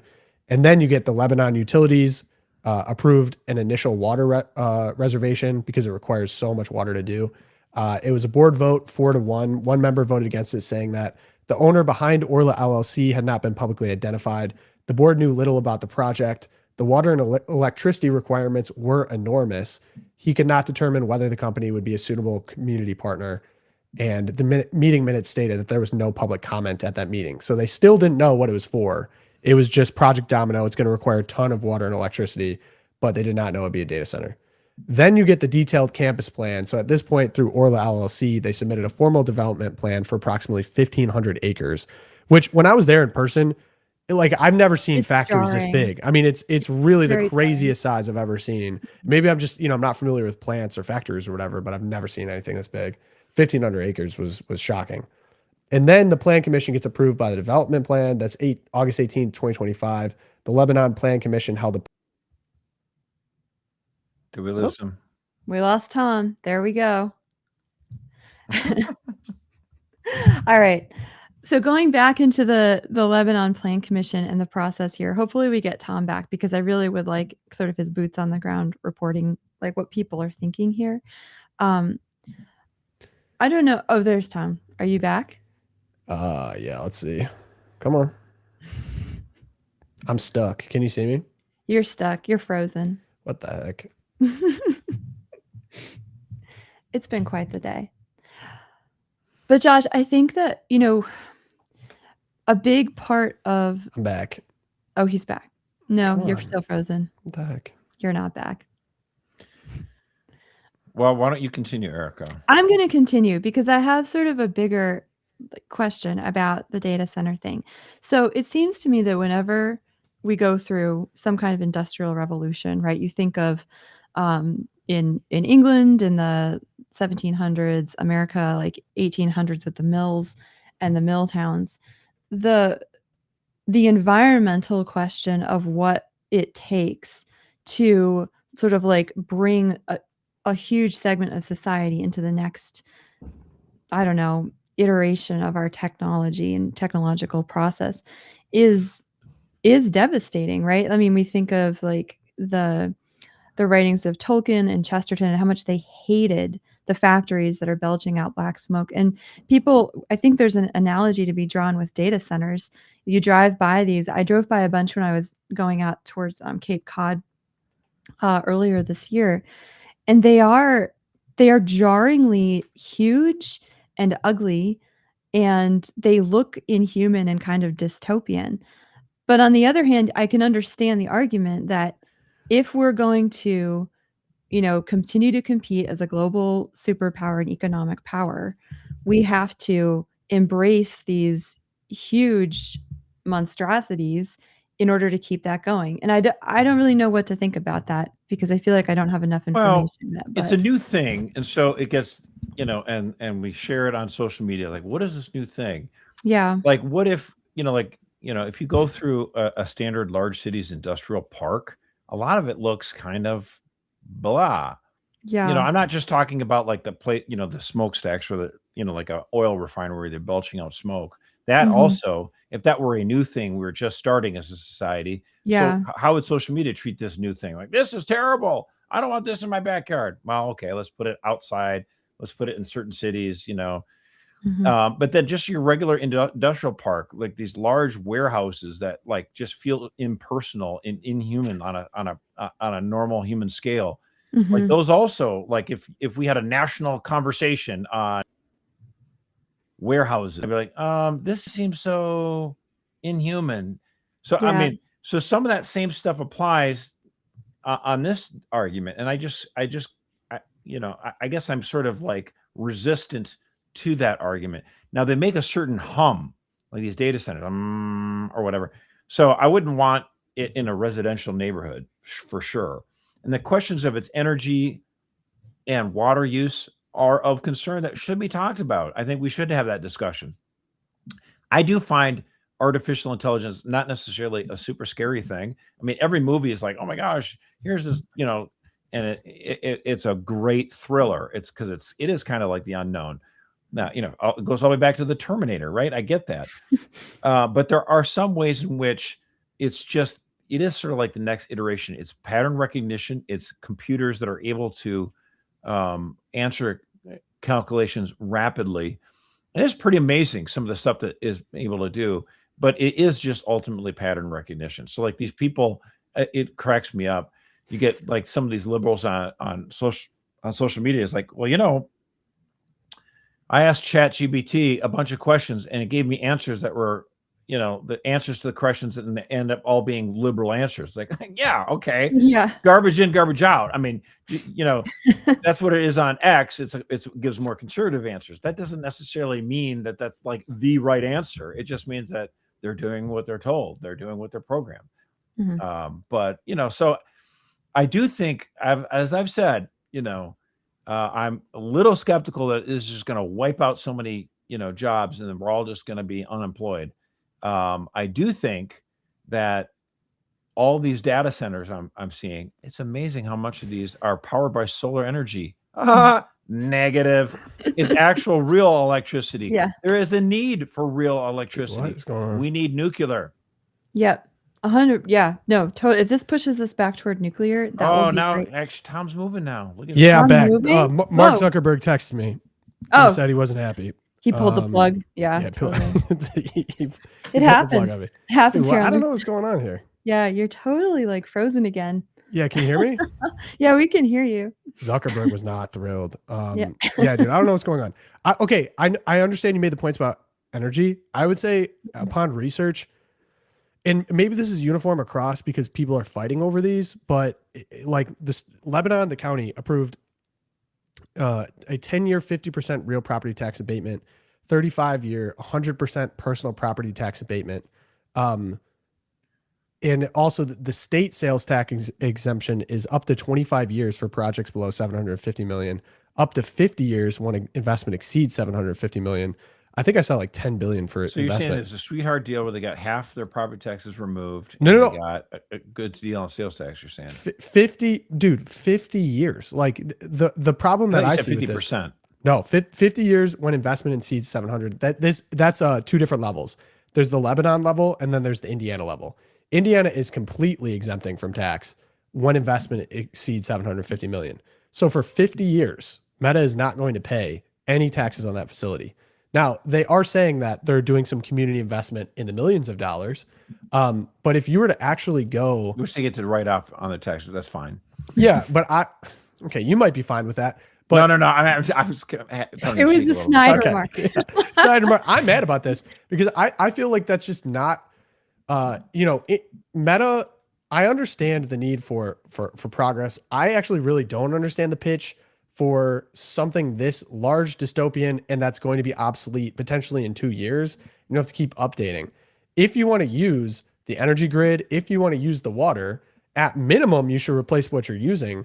But at maximum, you should be taking care of the grid around you. Like who's going to pay for the investment in the updates to the energy grid that we need now? Who's going to pay for the potential water bill or water problems caused by what's going on here in the future? Most likely it's going to be the taxpayer. And when you exempt someone for 50 years, like these people are not even going to be alive in 50 years, let alone is this going to be relevant in 50 years when this facility has such little use outside of purely for data centers.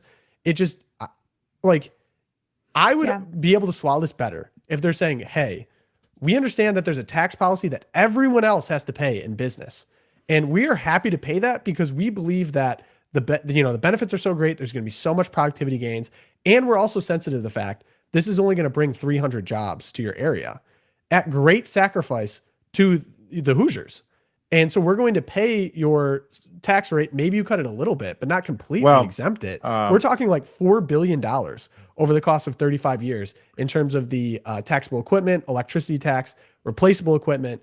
I mean, over 35 years, we're looking at a conservative estimate of $4 billion should come from Meta. Here's a That's my bipartisan proposal that could happen in Indiana or somewhere. I don't know if Indiana, I can't remember if you guys have, citizen-driven initiatives, but I think there's a prime opportunity to have a bipartisan, some lawmakers from both parties come together and say, end of special corporate deals. Mhm. No corporation is going to be exempted from property taxes or sales taxes or income taxes, whether it's a data center or it's the Indianapolis Colts football team or whatever. No special deals. Everyone gets the same rate, and it's you make it illegal to offer a special deal, and that would be great. I'd love 100% agree. That would solve the problem because it's all just a fight between the states to try to bring them into your state for favorable tax status. But I mean, I could think of a lot that could be done with $4 billion for the state of Indiana. Yeah, I mean, this seems like a failure on the part of state and local government for sure to negotiate in the interests of the residents. And, if anything, the whole data center outcry, like the fruit of this from a political perspective could be hopefully people waking up to the fact that they have to get involved in local politics. Like you have to be involved in state and local elections because it is. I would just point. So in our town, we just adopted the flock cameras, and we're going to have what do they call it, like police free traffic stops or something. Like you're going to get your speeding ticket in the mail without any policeman ever having to be on the road. And people just lost their minds, and they're like, what is going on? I'm like, what's going on is the fact that Hamden, Connecticut residents have totally abdicated their civic responsibility for the last 60 years. And we're being run by crazy people now. Maybe that'd be the wake-up call. Yeah. Hopefully things like, because these are the data centers coming to coastal America. I mean, the flock cameras, and hopefully these sort of crisis moments can be an instigation for people to get back, to clue back in. But yeah, you got a raw deal, Tom. Like, well, and I think many people did. I'm not against data centers per se. I mean, the thing is, in that circumstance, it just opens the doors for backroom dealing, corruption, So you throw some money at some lawmakers, and then you get this tax break for 50 years. It's like, well, wait a minute. Where's the tax break for, the local hardware store? Yeah, seriously. Where's the tax break for the daycare? So it's just another, and the thing is, like, but hey, we're not giving them money. We're just not taxing them. We're just giving them a tax cut. It's baloney. I hate it. I absolutely hate it. Yeah, I appreciate your perspective too, because the funny thing, I saw both Steve Bannon and Bernie Sanders are proposing that there should be somewhat of a public ownership in these AI companies because they're taking advantage of public resources in terms of water or land. Meaning government. Yeah, public meaning government. Yeah, government in that there would be some type utility, of kickback. Right. Because the other core issue with all of this is there hasn't been a good enough explanation as to we have data centers now. Why do we need 1,500 acre data centers for a capability that we don't even know like? I don't understand the argument for, we're going to do this. It's going to be obsolete soon. It's going to take up a huge part that you're never going to get back. And best case scenario, it takes your job. You're obsolete. You're obsolete. This is making you obsolete. So I agree with you, Josh. I think that there should not be any lowering of tax rates for anyone, period. So you can stop doing the race to the bottom thing. And I think it is really rates for water or electricity, So, and another thing too is the anonymity and the kind of legal jujitsu of not putting your name forward. Unfortunately, I know it happens, but it's corrupt. You know how that started, by the way. One of the biggest ways that started is that Walt Disney announced they were going to do a theme park in Anaheim, California, and so all the places bought up the area around it, and now they're like, ugh. And so then it got really expensive. And so Walt Disney's like, So they formed like an LLC. We're going to do one in Florida. They didn't tell anyone. It was like such and such LLC. And they bought up way more land than there was no Orlando 70 years ago. Yeah. They bought a ton of land. And then they announced, hey, we're doing this Walt Disney World right in the middle. And then they sold the land around it for exorbitant rates because they knew it was going to be. So that's why they do that. It happened in my town. LLC opened up. And you're like, oh, it was just like some address, like 1284 Street. Turns out it was, porn shop. Like, oh, yeah, of course. I didn't even know that. So Here's they a do these historical kind of things. I hate that. Here's a historical perspective, and to me, this just feels like handing wins to your opponent as well, because the only response to all of these very valid and legitimate criticisms from the people who are pushing the tech stuff is like, oh, you're anti-progress, or you don't want to be rich. You don't want to win against China. Instead of just saying, hey, your concerns are legitimate, the people that run these companies are robber baron rich. They're probably richer than any robber baron ever. All the Meta people, Elon, Musk is a all these people, trillionaire. they are outrageously wealthy. Now you can say, at least with the robber barons, they built nice libraries, or they built nice things for the community. And actually, funny, I think that's something to learn from here. If you don't want to be reviled and hated as aliens and people taking advantage of public resources that are causing noise pollution and going to replace jobs or whatever, put up. Say, you know what, I will pay the tax rate. Or, you know what, I'm going to invest so much money to make your schools amazing or whatever else. Like, you got to throw people a bone, or you're going to get the Bernie Sanders, Steve Bannon. We're taking part of your company on that one. You know, like that's an easy solution, and it'd be easy for Trump. And you know what, Trump should go. Trump has the power to be like, listen, put up the money, or I'm revoking your permits, or we're putting a national moratorium. You know, at least put some pressure on him to try to get some money back for the people here, or at least kind of like, because I think the worst case scenario here is there's actually some type of vigilante terrorism going. I've said that before, and I do think that it's potentially possible, because I've seen some of these AI people be like, you know, we have these cameras set up because we want to defend against drones of people potentially bombing them. I'm like, if you're even talking about that, like, what are we doing here? Like, I've never heard of that for factor of any kind. I guess we've seen with the Luddites when they burned right. Like, there is historical precedent for something like that happening. So I don't think it has to be such a doomed conversation. It's like all of the shadiest backroom tactics to bring up a very obvious eyesore is igniting people locally, and it's not a left or right issue. This feels very. That's why I think Pope Leo's encyclical is really good. It's got to be centered on the common good. Yeah. So I'd love to see, you know, put up some money, like, and it's serious money too, not just the, like, here's a little breadcrumbs, we're going to throw you a couple $1 million. Like, when we're talking about $4 billion, it's like, you can handle it. Okay, let's go. Good news now. We ran a little bit over there. If you want to, Odyssey, Erica, you saw the Odyssey? I did see the Odyssey very quick. I have my review drops tomorrow. There was massive controversy within the Loopcast ecosystem here. Simon loved it. I had a little bit harsher take on it, but make sure you check out the deep tomorrow to have the full story. Audiences so far have loved it. Odyssey, no surprise. Christopher Nolan has debuted. Number one. Half this country voted for Kamala, so that doesn't tell me. hey, listen, I'm a C. Nolan guy. Yep. I'm a C. Nolan guy. I haven't watched it yet. I plan on it though. Yeah, and producer of this podcast loved it. So it's polarizing. Well, and like, my thing is, you should go see it. It's a fun summer movie, but it's not Homer. Spoiler alert. Not that anyone's surprised. I have no interest. No. Sorry. You don't want to see Cyclops? You don't want to see the big, like, monster stuck in the heads. Josh actually would rather watch Sophie Cunningham in the WNBA. Yeah, there's your choice. That is true. Would you rather watch a WNBA game? Or would you watch the Odyssey? I don't have to pay for the Odyssey, and the WNBA, I could have it on TV and I'd fall asleep. So. Okay, what about this one?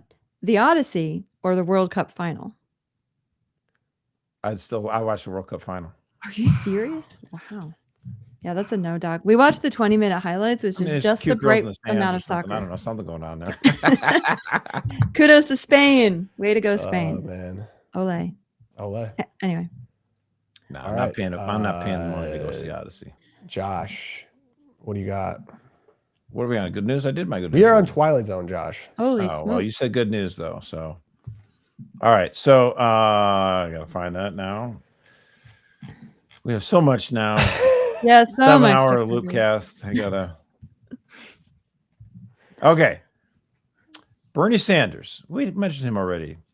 He slammed Donald Trump as a threat to democracy many times, and he's actually very proud of his past work advising socialist leader Daniel Ortega of Nicaragua, the guy who's on again, off again in Nicaragua. He said on Sunday his country will no longer have elections. How about that? Now we know Bernie Sanders cares about Nicaragua, and we know he takes threats to democracy very seriously. So let's just check his Twitter feed. Oh, He's tweeted 6 times on X. He's made very high-profile visits to Michigan and Minnesota. Where he's given speeches on behalf of candidates, but no comment on how his buddy Ortega is a threat to democracy. I guess he only attacks his own president and his own country's leaders for threatening democracy when someone calls off elections. His country, this is just absolutely crazy. Of course, this is Bernie Sanders. He's the guy who went to the Soviet Union for his honeymoon. He loves communism. He loves Fidel Castro. And again, we had Hassan Piker, the socialist streamer, talking about how he loves Chairman Mao. Don't rain on my parade. He had the Twin Towers day after newspaper clipping up in the back of his stream. I mean, he's just like, hey, that's my Twilight Zone. Okay. Well, sorry. Back to Bernie. I mean, right. Again, but Josh, he talks about everything, and he says nothing on Ortega. That's because for the socialist mindset, the goal of democracy is ultimate unity, meaning that the way democracy should work is that people argue and they have this dialectic and this back and forth until in the end, everyone is a socialist and just agrees on the same thing, which Nicaragua in that mindset has actually achieved the apex Nirvana, right. of democracy. Right. Yes. Nirvana it is. We have achieved total unity. And I'm sure now many boats will be leaving southern Florida to try and get to Nicaragua so that we can live in this socialist paradise. Yeah. I think Marco Rubio's on the phone right now. Yeah. Henry Kissinger. I mean, you're just inviting, the Trump administration to do something about this when you say, we're not going to allow elections. And the reason why he doesn't want elections is because he's seen what's going on throughout all of Latin America. Now that we cut off funding from USAID, all these left-wing governments aren't being propped up anymore by our tax dollars. And he's like, I'm going to lose if we have a free election. So he doesn't want free elections anymore. Mm-hmm. Erica. All right, I'm going to do the Hassan Piker since it kind of streamlines with Josh here. So those of you who don't know who he is, God bless you. But Hassan Piker, highly popular streamer, I think even surpassing perhaps Nick Fuentes in terms of following at this point. We know that in 2028, every Democratic candidate is going to be wanting to be on Hassan Piker's show. Unfortunately, very influential. So this is the online left. And yeah, he had this to say this week about a well-known historical figure. I got stopped by a cop who thought I was like making fun of Mao Zedong, which I never would and never will.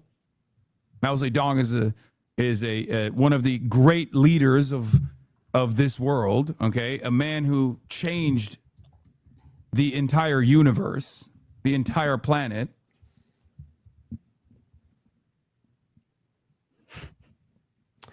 Okay. Is the context here? Was he in China and got stopped? So he was in China and he got stopped by someone who said, "Oh, you made fun of our great leader Mao Zedong." And so Hassan comes back and he gets on his stream and is like, Mao Zedong, one of the greatest men in all of history, who went and looked it up again just to confirm that perhaps I hadn't missed something. But Mao Zedong, with the Cultural Revolution in China, probably responsible for conservatively 49 million deaths within that period of time.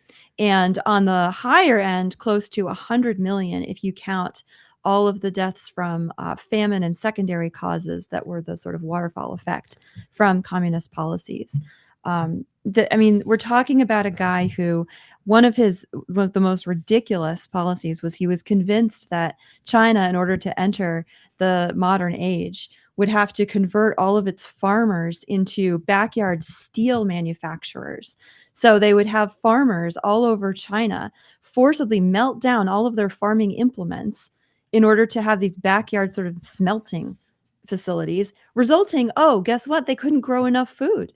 So total famine. They also had this policy where sparrows were seen as an enemy of the people because the sparrows eat grain in the fields. So they had millions of Chinese out in the fields killing sparrows, who it turns out also eat the pests that destroy wheat crops, resulting in more famine and more famine. But these are the kind of these idiotic policies. And that's even aside from the Cultural Revolution. Yeah, is the argument for the argument for Mao, like I'm just even trying to understand the frame of reference, would be that the great leap forward in turning China from an agrarian society to an industrial one was like important for the place that China now occupies. Of course, he did it in the probably most deadly way possible by killing He's got millions the of his own highest people. kill count of anyone ever. Yeah, higher than Stalin, higher than Hitler. I mean, there's no, I think that you're searching for linear rational argument based on evidence. Yeah, true. There's none to be found. I mean, this is a fever dream where you have this figure who Hassan Piker wears the Mao jacket. He's over in China saying this is the greatest, freest society ever. It's the upside down. And the frightening thing is that this kind of rhetoric coming in the online world is being communicated to a public that has largely been ignorant of history. And we have not been taught the history of communism. We have not been taught the history of socialism and the outcomes in our school systems. And this is so making us very vulnerable to people like Hassan Piker telling us what history was. This is why it's so important for us to renew, retake, and rebuild our education system, because nature abhors a vacuum, and we have a vacuum of historical knowledge of how these policies actually played out in human history, and that's very dangerous. As John Fogerty warned us, 5-year plans and New Deals wrapped in golden chains. Yes, but with regards to China, I mean, like, okay, so I mean, there's no question, Chairman Mao, bloody, very evil, and I give credit though to Richard Nixon for understanding that you had to drive a wedge between Moscow and Beijing, and to try to hopefully turn Beijing into more of a market orientation. Now we're paying some of the prices for the trade deals that we did in the 90s and the early 2000s, which I do not support and did not support, but creating that wedge was one of the most important things, and to get them out of like absolute destitute poverty and trying to get them out of total communism was good for the world, I do believe, even though I'm not a fan of the 90s trade. Hold up. Wouldn't you say that led towards the world, letting them into the World Trade Organization and NAFTA, even if you disagree with those policies, that was the first domino drop? No, I'm just saying, like, what Nixon going to China in 1972, I approved of, to try to drive a wedge between China and the Soviet Union, and to prevent that, those two from becoming one. That's what I support. The trade deals that came with China in the in the 90s with the most favored nation status, and then in the WTO, they weren't part of NAFTA, part of WTO, and that kind of stuff. Did not like that at all, and I didn't like it then. Yeah, those were for very different motivations than what Nixon. Very different. Yeah, that was just greedy, capitalists who were willing to, finance the rope that hangs them. I'm not. And China's still communist today, so it didn't work. Well, they're actually, you know what? They are, but they're like, it's weird. They have the atheism of communism, right? They have the one party control of communism, totalitarian society. But they have like this weird, like, the engine, a market economy ish that's state controlled. So actually, we bastardize the term so much, but they are actually the textbook definition of actual fascism, because fascism, as understood in the 1920s, but what Mussolini had done was that the state and the corporations were united, and that the state, the most powerful industries, were under the control of the state. So when you had, for example, Venezuela taking over the petroleum industry, that's like a move of fascism that doesn't necessarily, now Maduro went into full socialism as well. It's a different story. But like China actually more resembles like a Mussolini 20s, economic fascism than it does pure communism or whatever. There's not really pure communism, but so it's kind of a semantic deal, but there is a difference. They're not like the Soviet Union of the 50s, 60s, and 70s. Mm-hmm. Okay. I like it. Mine is my concern of where we're heading with all these data centers. We got exit polls. Older voters in Kentucky's 4th congressional district admit to being tricked by AI-generated ads, falsely depicting Thomas Massey in a throuple with AOC and Ilhan Omar, with the ads influencing their vote. That's per an exit poll. Here was it, if you don't remember it. You There got was Hassan Piker on the screen. Yeah. Oh, sorry. Here, I'll share it. This was the ad if you remember it. We also saw during the World Cup, I think there was an anti-fishback ad where they AI generated. It was like Fishback, Carlson, Candace Owens, and they were like letting in like terrorists, like just the craziest stuff. I can only imagine how much it was to put that up during a World Cup game. You're going to see more of this. Well, This is not the end, and you're going to see so much more of this until there's in a Michigan. solution. There's a state law, at least maybe not the federal races, but all you're running for governor and you do an an AI ad. You have to have a disclaimer on there on the screen saying this is AI content.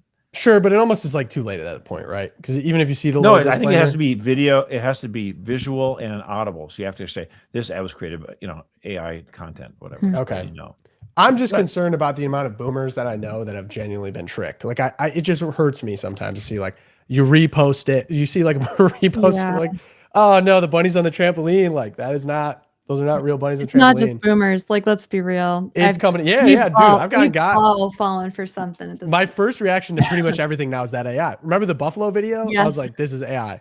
There's no way this is real. I had to go get confirmation. So I mean, you flood the zone I with was it. questioning like the official when the Vances put out the first picture of the new baby. I was like, is it AI? And like it was so weird because there's so many versions of it. So yeah, What about same. Mitch McConnell and And his... Immediately I was like, dude, come on, guys, this is crazy. Proof of life. And then I'm gonna keep this beat going because I think it's so stupid. Trump media is gonna sell quote faster access to President Trump's Truth Social posts, which are gonna let traders and investors pay for real-time feed of Truth Social posts. No. I just don't know how you can get more openly corrupt than this. I mean, like Trump has said, like the world's a casino, but his family owns this. So all of these, people that want, it's already a problem that he's prosecuted the war basically by saying like, yup, there's a peace deal every time markets are about to open. And then, all right, we're back on Friday when I can like get away from the market to now be like, hey, for a small price of 100K or whatever. I don't think they've announced the exact amount. I don't know how this would actually. I mean, I think you're right. This is a horrible idea. I hate it right from the get-go. I don't think it should be done. I think it should be stopped if it can be stopped. I also feel like just fundamentally, practically, it's not going to work because all it takes is one reporter to sign up for it, and then they'll just go on to social media and share whatever's shared. So, I mean, like you don't have to even have a Truth Social account. I'm on Twitter all the time, and I see anytime President Trump posts on Truth Social, somebody posts it on X. So I see it anyway. Yeah, I think the argument is that like a lot of investors apply for this with other platforms where they'll get it like a millisecond sooner and they actually tie their trades automatically. So if they see like they'll do code words for, ceasefire or something like that, and then they'll instantly use that to go get a millisecond advantage. So I'm not sure if it's as much of a, wait for it to go on Twitter. It's more like people that are making speculative trades immediately. We'll see. And then I agree with you though. There's a crazy article of I think it was Trump's teleprompter operator for years. I think back to the first term is now under investigation because he placed like thousands of dollar bet on him using, I can't remember the exact word, but like specific words in addresses to the public. And of course, he as the teleprompter operator knows what he's about to say. So it's like seconds before he would address. So they're dinging him. They got the guy that was actually part of the Maduro raid for putting money down. And they need to go after those guys. It's so in the future, disgusting. Other people will know not to do it. It's disgusting. And I think, you need to make an example. But with the Trump administration itself is somewhat doing this by manipulating markets, by not being honest with the people, of saying like, oh no, ceasefire on. They're acting off of the amount of unusual trade volumes I've seen. And also they reimbursed all of the tariff money. So like we've actually reimbursed more tariff money than we've actually collected. And I know they said they're going to come out with a new 10% or 15% tariff or whatever, but it's like the money games going on with the Trump administration. I will say like, oh geez. Speak for you for a second. Go for it. With you. I wish it were the case that the Trump administration would be like, of course we would never do anything like this because it would come off as, backroom dealing and feathering thy own nest. Unfortunately, their hands are not super clean actually at all on this, these kind of things. And that's unfortunate. So, I mean, I'm a big fan of President Trump. I think he was been a phenomenal leader. I'm glad he came onto the stage. I voted for him, and I'll continue to support the good things that he does. But like these kind of things, I won't back it. I don't like it. I'm saying out of love. Like you could clean this up. You know what I mean? Yeah. Clean it up. Time. You don't There's need still more time. money. Yeah, like what? There's it's other like ways to make a buck, dude. Yeah. There's other ways to make a buck, and there's like the personal fortune that his family has amassed over this term as compared to the first is like eye-popping, shocking, and everyone sees it. We all know what's going on, and it's taking away from some of the good things that you should be getting done, or maybe are getting done, that are being distracted by being at war, and then headlines that come out like this, like the slush fund or whatever else. Like this. Yeah, this is just like baseline stuff. So say it out of love, clean it up. Good show, gang. Mark Zuckerberg got me with the text. As always, have a great week. We got get into the Nixonmaxxing stuff. I know. Oh yeah, actually, we totally baited you with that. We said we are gonna talk about It's Nixon. terrible. That's the whole reason I came. Josh. Then I'll give you. Listen, man, we can go over. I got the power of the purse over here. I got the power of the blood. Why is Nixon back in the news? Why should we be? Why are we excited to come back on the show? Well, I should say a longtime friend of mine has said, and said this in a group text to a whole bunch of people. In case it hasn't been said, Mercer's been Nixonmaxxing for years before it was cool, which is true. And I would just point people, you want to see a really good article, you might have to give your email address and register or whatever, for, but Christopher Rufo talked about, he's been on this. He's like the leader of the Nixonmaxxing, and he gets it. And the point here is we have experienced this revolution in our country, the revolution of 1968, where the radicals are trying to undermine every institution that we have. They took over the universities, they took over the mainstream media, and they eventually took over even intelligence agencies and our military, which was like the longest standing conservative, lowercase c institution that we had. And Nixon, why is Nixon so good? Nixon understood that we needed a counter revolution. We needed to fight back. He understood the universities are the enemy. They're the ones that are trying to undermine everything that's good about the American system of government. And it's not like Nixon is like a 1000% libertarian that didn't believe, no.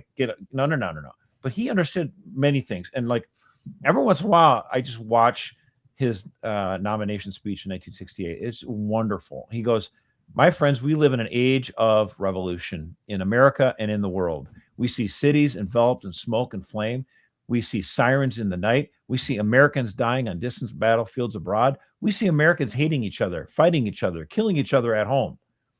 He said, but he called on what? He called on the great majority of Americans, the forgotten Americans, the non-shouters, the non-demonstrators.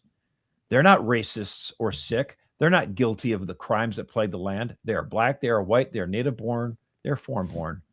And I have this to say to you. This is the real voice of America.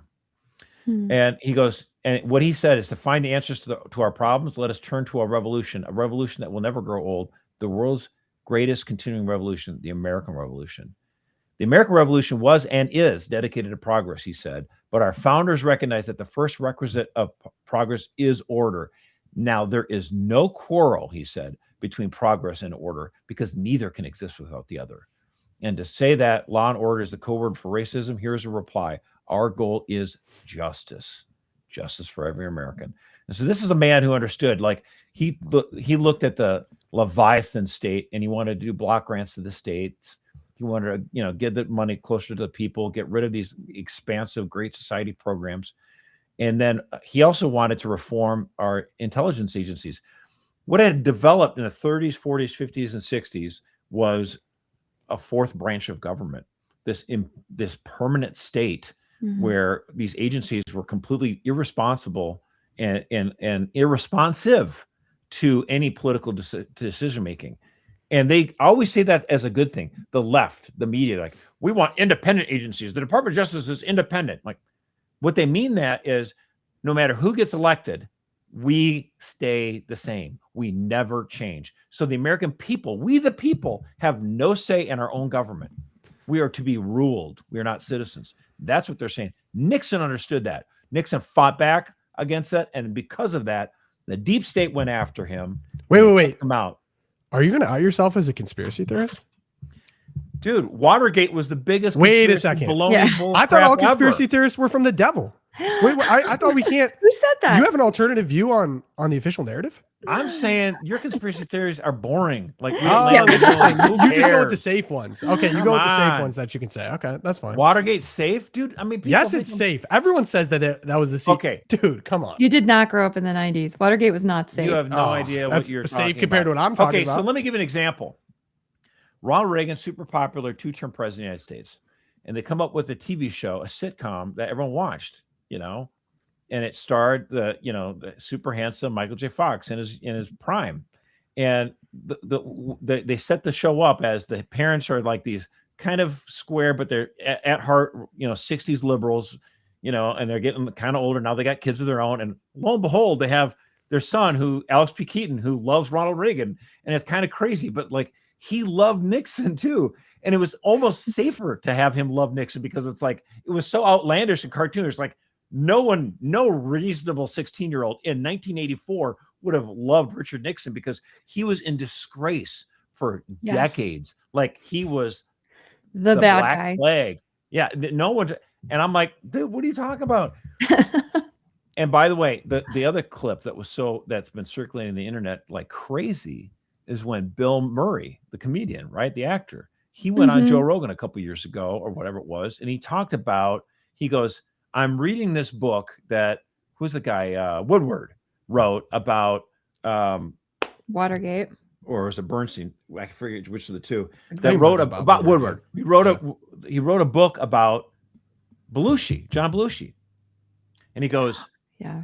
wait a minute now. I'm reading this. After 5 minutes, I realize what this is total BS. This is a man. I've known Belushi half my adult life. Of course, Belushi died like in 1980. So of course there was, it's 40 years. But he goes, if anyone knows him, it's Bill Murray. And he goes, and I know the whole two sources stuff. And so what he found out is that like he goes, Woodward was interviewing like people way out in the outer sphere that think they kind of knew, but they didn't really know him. And he wrote this whole book on him. And it's like, and if he didn't, he goes, Nixon was set up. That's the conclusion that Bill Murray came to. What a conspiracy theorist. Are we gonna have to put that next to your name for the podcast now that you're a big conspiracy guy? That's crazy. Although the one thing I'll say about Nixon, I'll take a step further. I heard on the tape him say, I know what happened to John, implying he knew what happened to JFK. John Kennedy. Yeah. And that he was potentially going to release it. Now, my frustration with Nixon, because I actually went and got some of his accomplishments, he had the opportunity, and maybe the country wasn't ready for it at the time, to be Trump before Trump. In coming out with the courage to say, this is a setup, this is BS. I want the American people to know that. I made these enemies because I'm trying to rein in an out of control intelligence agency, deep state, if you will, and I'm not resigning because he didn't have to. He could have fought the impeachment tooth and nail. He could have brought forward all the various connections to intel that the Watergate people run down, and he didn't. And maybe he thought at the time that was what was best for the American people. But I mean, look what we have now. Talk about the nonsense we have going on now. Like all the shenanigans with Trump 1 and 2, Russiagate, the assassination attempts. Yeah, it's I like mean, we I are understand what you're saying, way but past. like it, here's what I will say. I trust Richard Nixon's judgment on this in 1974 over my Monday morning quarterbacking 50 years later. And the reason why is because that was the we were in a hot war with Vietnam, which is a proxy war with the Soviet Union. We still, the war with, the Soviet Union was still, the number one threat. The amount of mainstream, like universal consensus, like post World War II view of America and its institutions, I just don't think that scenario, like if you could run through a game scenario, I don't think it works. I trust his judgment on this, that it just, even though he was, I think he's ultimately going to be vindicated on this. I just don't think that it wouldn't have worked and he would have been removed from office. Are you saying because there wasn't the social media tool or to circumvent the Yeah, dude. Yeah, media? there was Everybody still- watched, everybody watched Cronkite, evening right. news, Walter Cronkite, and all this kind of stuff. Like the information. I mean, again, I'm not trying to. I hate when people did this to me when I was young. So I do not mean to say this to you like in a demeaning or way. But I'm Josh telling kind of you, sending me? No, I mean, like, it's like, Nah, I got you, Josh. you know, my mom, she gets her cues from the evening news today still, but like, she is like a very shrinking demo on this, right? I mean, it's there isn't going to be the evening news like we think about it 20 years from now, but like everybody sat down and watched the evening news, like 70-80% of the population, whatever. It was they were the drivers of this, and there was no, like the alternative media was like, National Review, and that, like, think of how tame they are, and like that was National Review. They were the Bravens. They were like the Twitter. Yeah. No, it was. You have no idea, dude. Man, the wilderness, brother. You have no idea. Times have changed, man. My goodness. Yeah, Nixon would not have worked if he'd stuck. Now we can say National Review is center left, and that there's so many more voices and that we're able to do stuff. It's like, dude, come on, bro. It's crazy the speed. Actually, that'd be an interesting video, Erica, of like the Overton window has moved so much. Right, because even like, okay, I'll just say, because not to do the thing right back to you, but like for people my age, they look at, say, like the Daily Wire as mainstream media. Like I'm not even kidding. Like they run cover for Trump. Yeah. They're just going to be pro Trump. They're always going to put a spin on it. They are now like the entrenched. Sure. They're not the edgy, we're pushing the boundaries, independent. 15 years and like, ago. I don't even think people would have considered the Daily Wire to be that even a couple years ago. Oh yeah. They were the upstart bad boys, were on the block or whatever. So the speed at which the turnover of any institution is like, must be like warp speed with free to someone press, that, right? Yeah. Yeah, exactly. Free press was kind of this darling, oh my gosh, cancel. And now it's like, okay, no, you're an Israeli front. Like I'm telling you, that's the general thought process of someone my age. Which some of those criticisms, are a little bit out there, but I the greater point though is true. Like, like the ability for conservatives, to try to mount any kind of, it was so hard to get the news out, and that's why political spending on political campaigns was like the only way you could really do anything, because there's no Tom Monahan, Elon Musk billionaire that was going to buy any. X was huge. That was great that Musk bought it. Not that he's perfect, but there was nothing like that in the 70s, 80s. Like you had to have William F. Buckley on firing line on PBS. That was the only. I mean, like there's nothing.